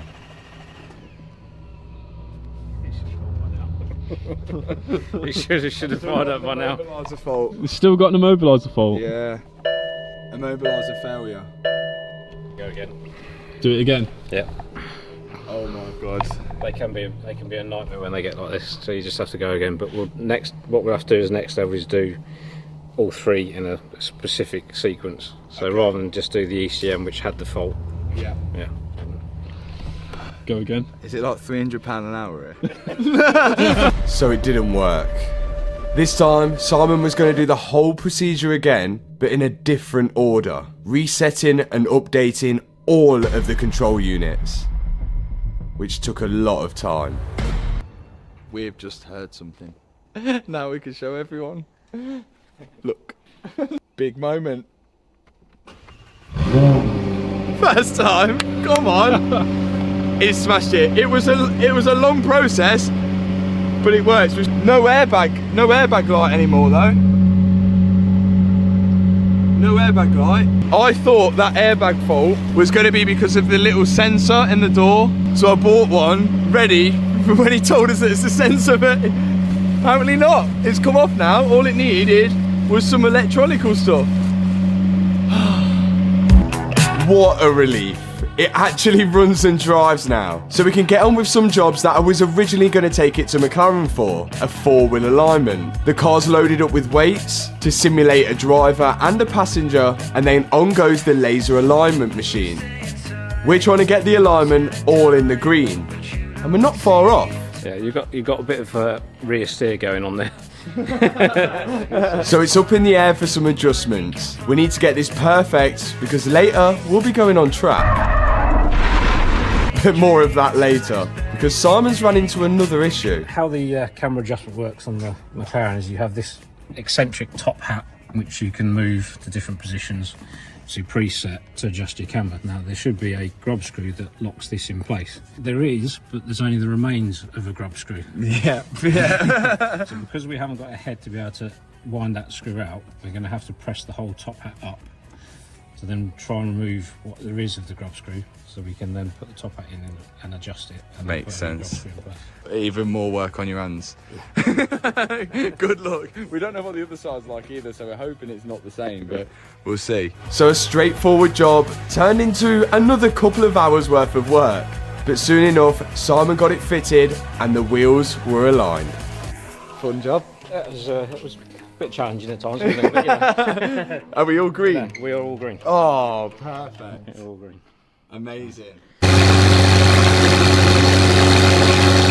Now, to register the McLaren in the country, it will need to go for an inspection. So the car needs to be immaculate. So we thought, whilst we was at McLaren, why don't the guys here give it a pre-inspection? We know we've got the all clear on the no faults, which is the main thing. But now, how good is this to a McLaren tech? Right, let's have a look around it. The initial impression of the car is actually really good. I mean, I've been following your videos anyway. So. Good start. The alignment on the wings looks really good actually, to be fair. You've got a little bit of the seal missing out of there. Ah, yes. Me and Simon walked around the car and picked out a few little things like the panel gaps, which actually weren't too bad. And a lot of the stuff can be adjusted with shims and washers, as they usually do at McLaren. But all of this stuff wouldn't matter on the inspection. So we moved on to the stuff that would matter. That's a dust cover for your suspension lift. Right. Obviously it should be up over here. Oh, okay. It probably shows up more at the moment because we've lifted the suspension before putting the wrap links under. Just need to get it up. It'll be easy to do when you've got it out of lift. Put it up and over, cable tie around there just to keep it secure on the top. Oh, is that what holds it? You just have like a tie around it? Just stop any dirt getting into that strap. Yeah. And cause at the front, it was looking good. It was just little things like dust covers and some electrical wiring which just needed to be clipped into place. And on the other side, it was pretty much perfect, bearing in mind we'd stripped apart this whole car. Then we moved on to the back, which again looked all good. Simon checked everything which he could check before we went underneath the car.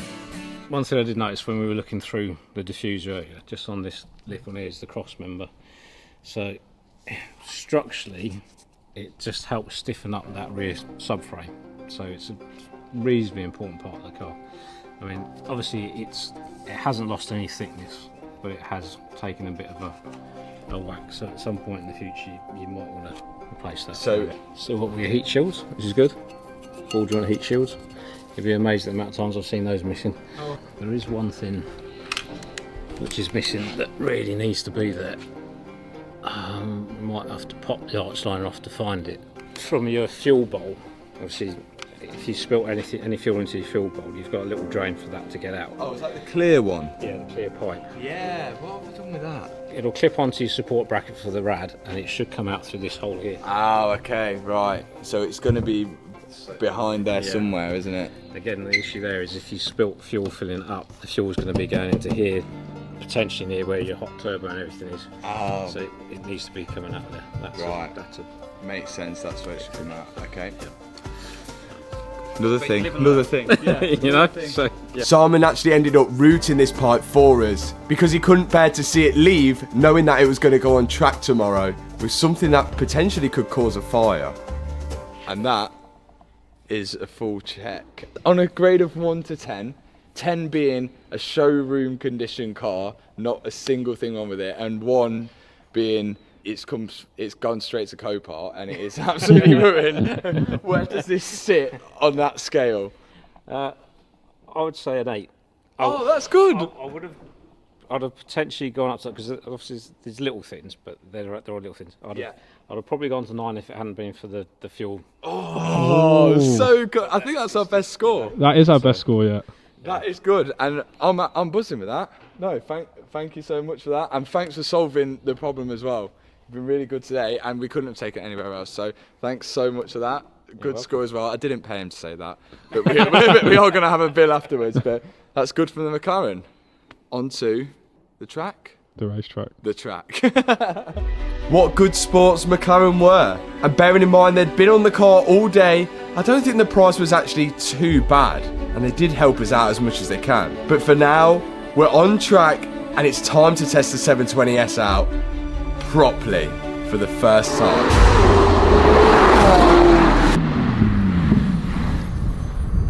The McLaren is driving amazing, but there's one reason why we've come here. Redemption for the GT3. Can the McLaren 720S now beat the Lamborghini Huracan Performante? We need redemption. Last time we were here, we brought the GT3, which had less power, but it was slightly lighter, but we still managed to lose. But this time, we've brought something faster. The McLaren 720S with 710 horsepower, and the Huracan has 631 horsepower. Not only that, we're also lighter. The only thing, the Huracan's 4-wheel drive, and we're rear-wheel drive. Let's see how this one unfolds. It's a bit dry today, mate. It is a little bit dry today, but then you think that would favour giving us a little bit more grip. But I'm 1 up from last time, so, you know, a bit confident. Oh, shut up, Ben. Don't ruin my video. Okay, it's just me and the McLaren. Come on, Macca. First off, the sound test. Not great, to be honest.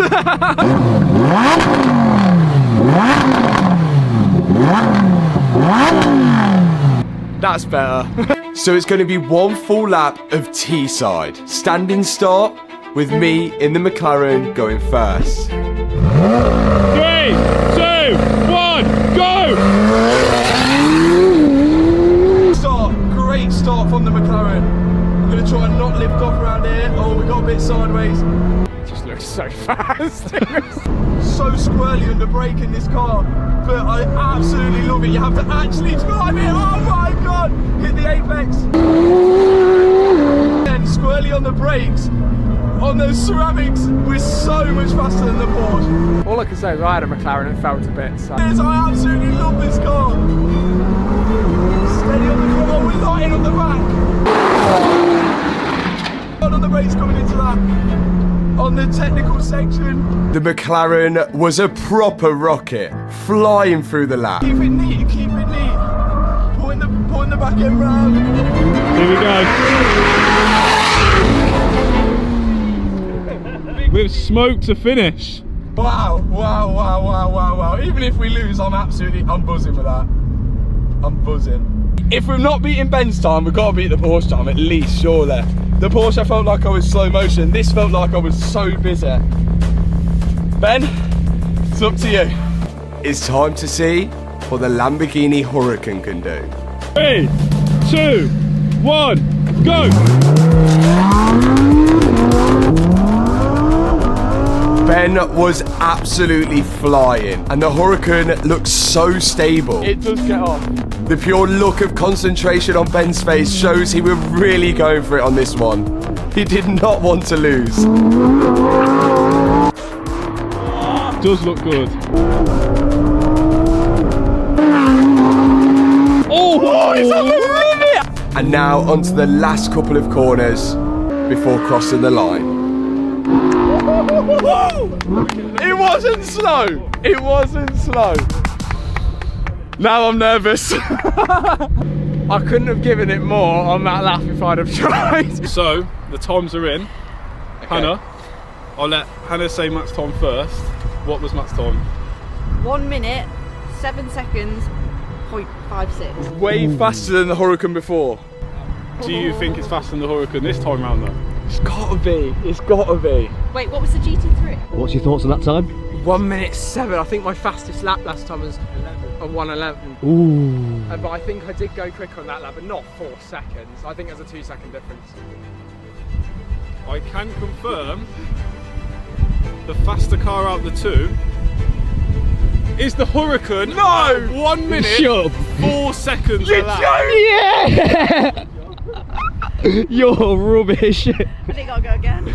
You're joking. You are joking. One minute, 4.9 for the way. Hurricane. So you shaved 6 seconds off your time. Oh my god. So I guess that's it. Maybe we just can't beat the Hurricane. And perhaps it is the better supercar around this track. But I had one last thing on my sleeve. Some say, Drinks milk directly from the cow's udder. and some say, he's that fast. He got a speeding ticket leaving the womb? Maybe. We've got the stick. We have Ben Collins, formerly known as the Stig on Top Gear. If there's someone that can beat the Hurricane's time, it's Ben. You'll be driving my McLaren, not that. Thank God. And I really hope that you can improve this time that I've done. I don't know, you're pretty fast. I don't know, it looks stunning. I love the wheels. Oh, it looks absolutely crazy. It drives nuts. Yeah. But I'm a little bit slower than I should be. This is it now. It's showtime. Can the Stig beat the Hurricane?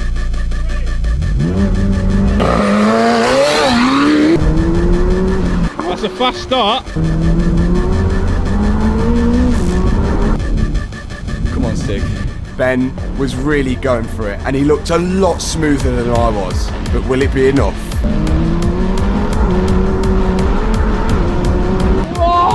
He's flying.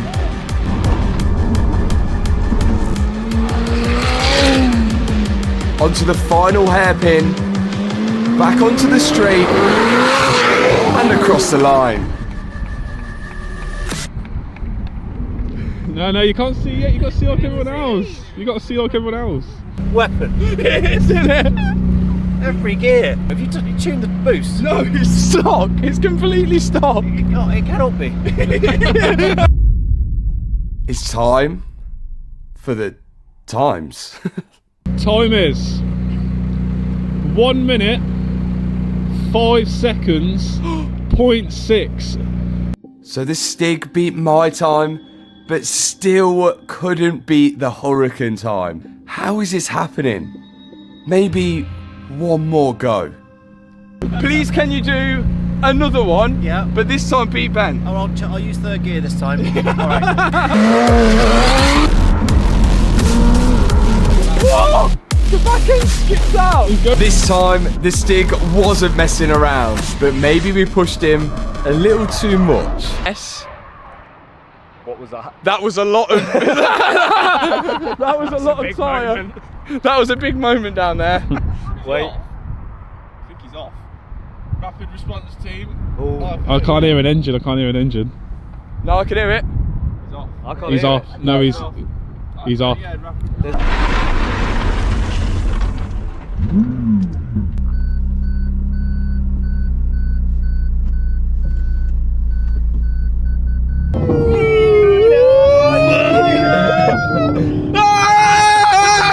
Oh, it's there, it's there. That was very bad. Very, very bad. And if it wasn't for that cheeky little camera, my Armstrong would never have known that I spun his beloved McLaren into the gravel. Oh, Stiggy, no. Oh god, yeah, look there, he went in the gravel.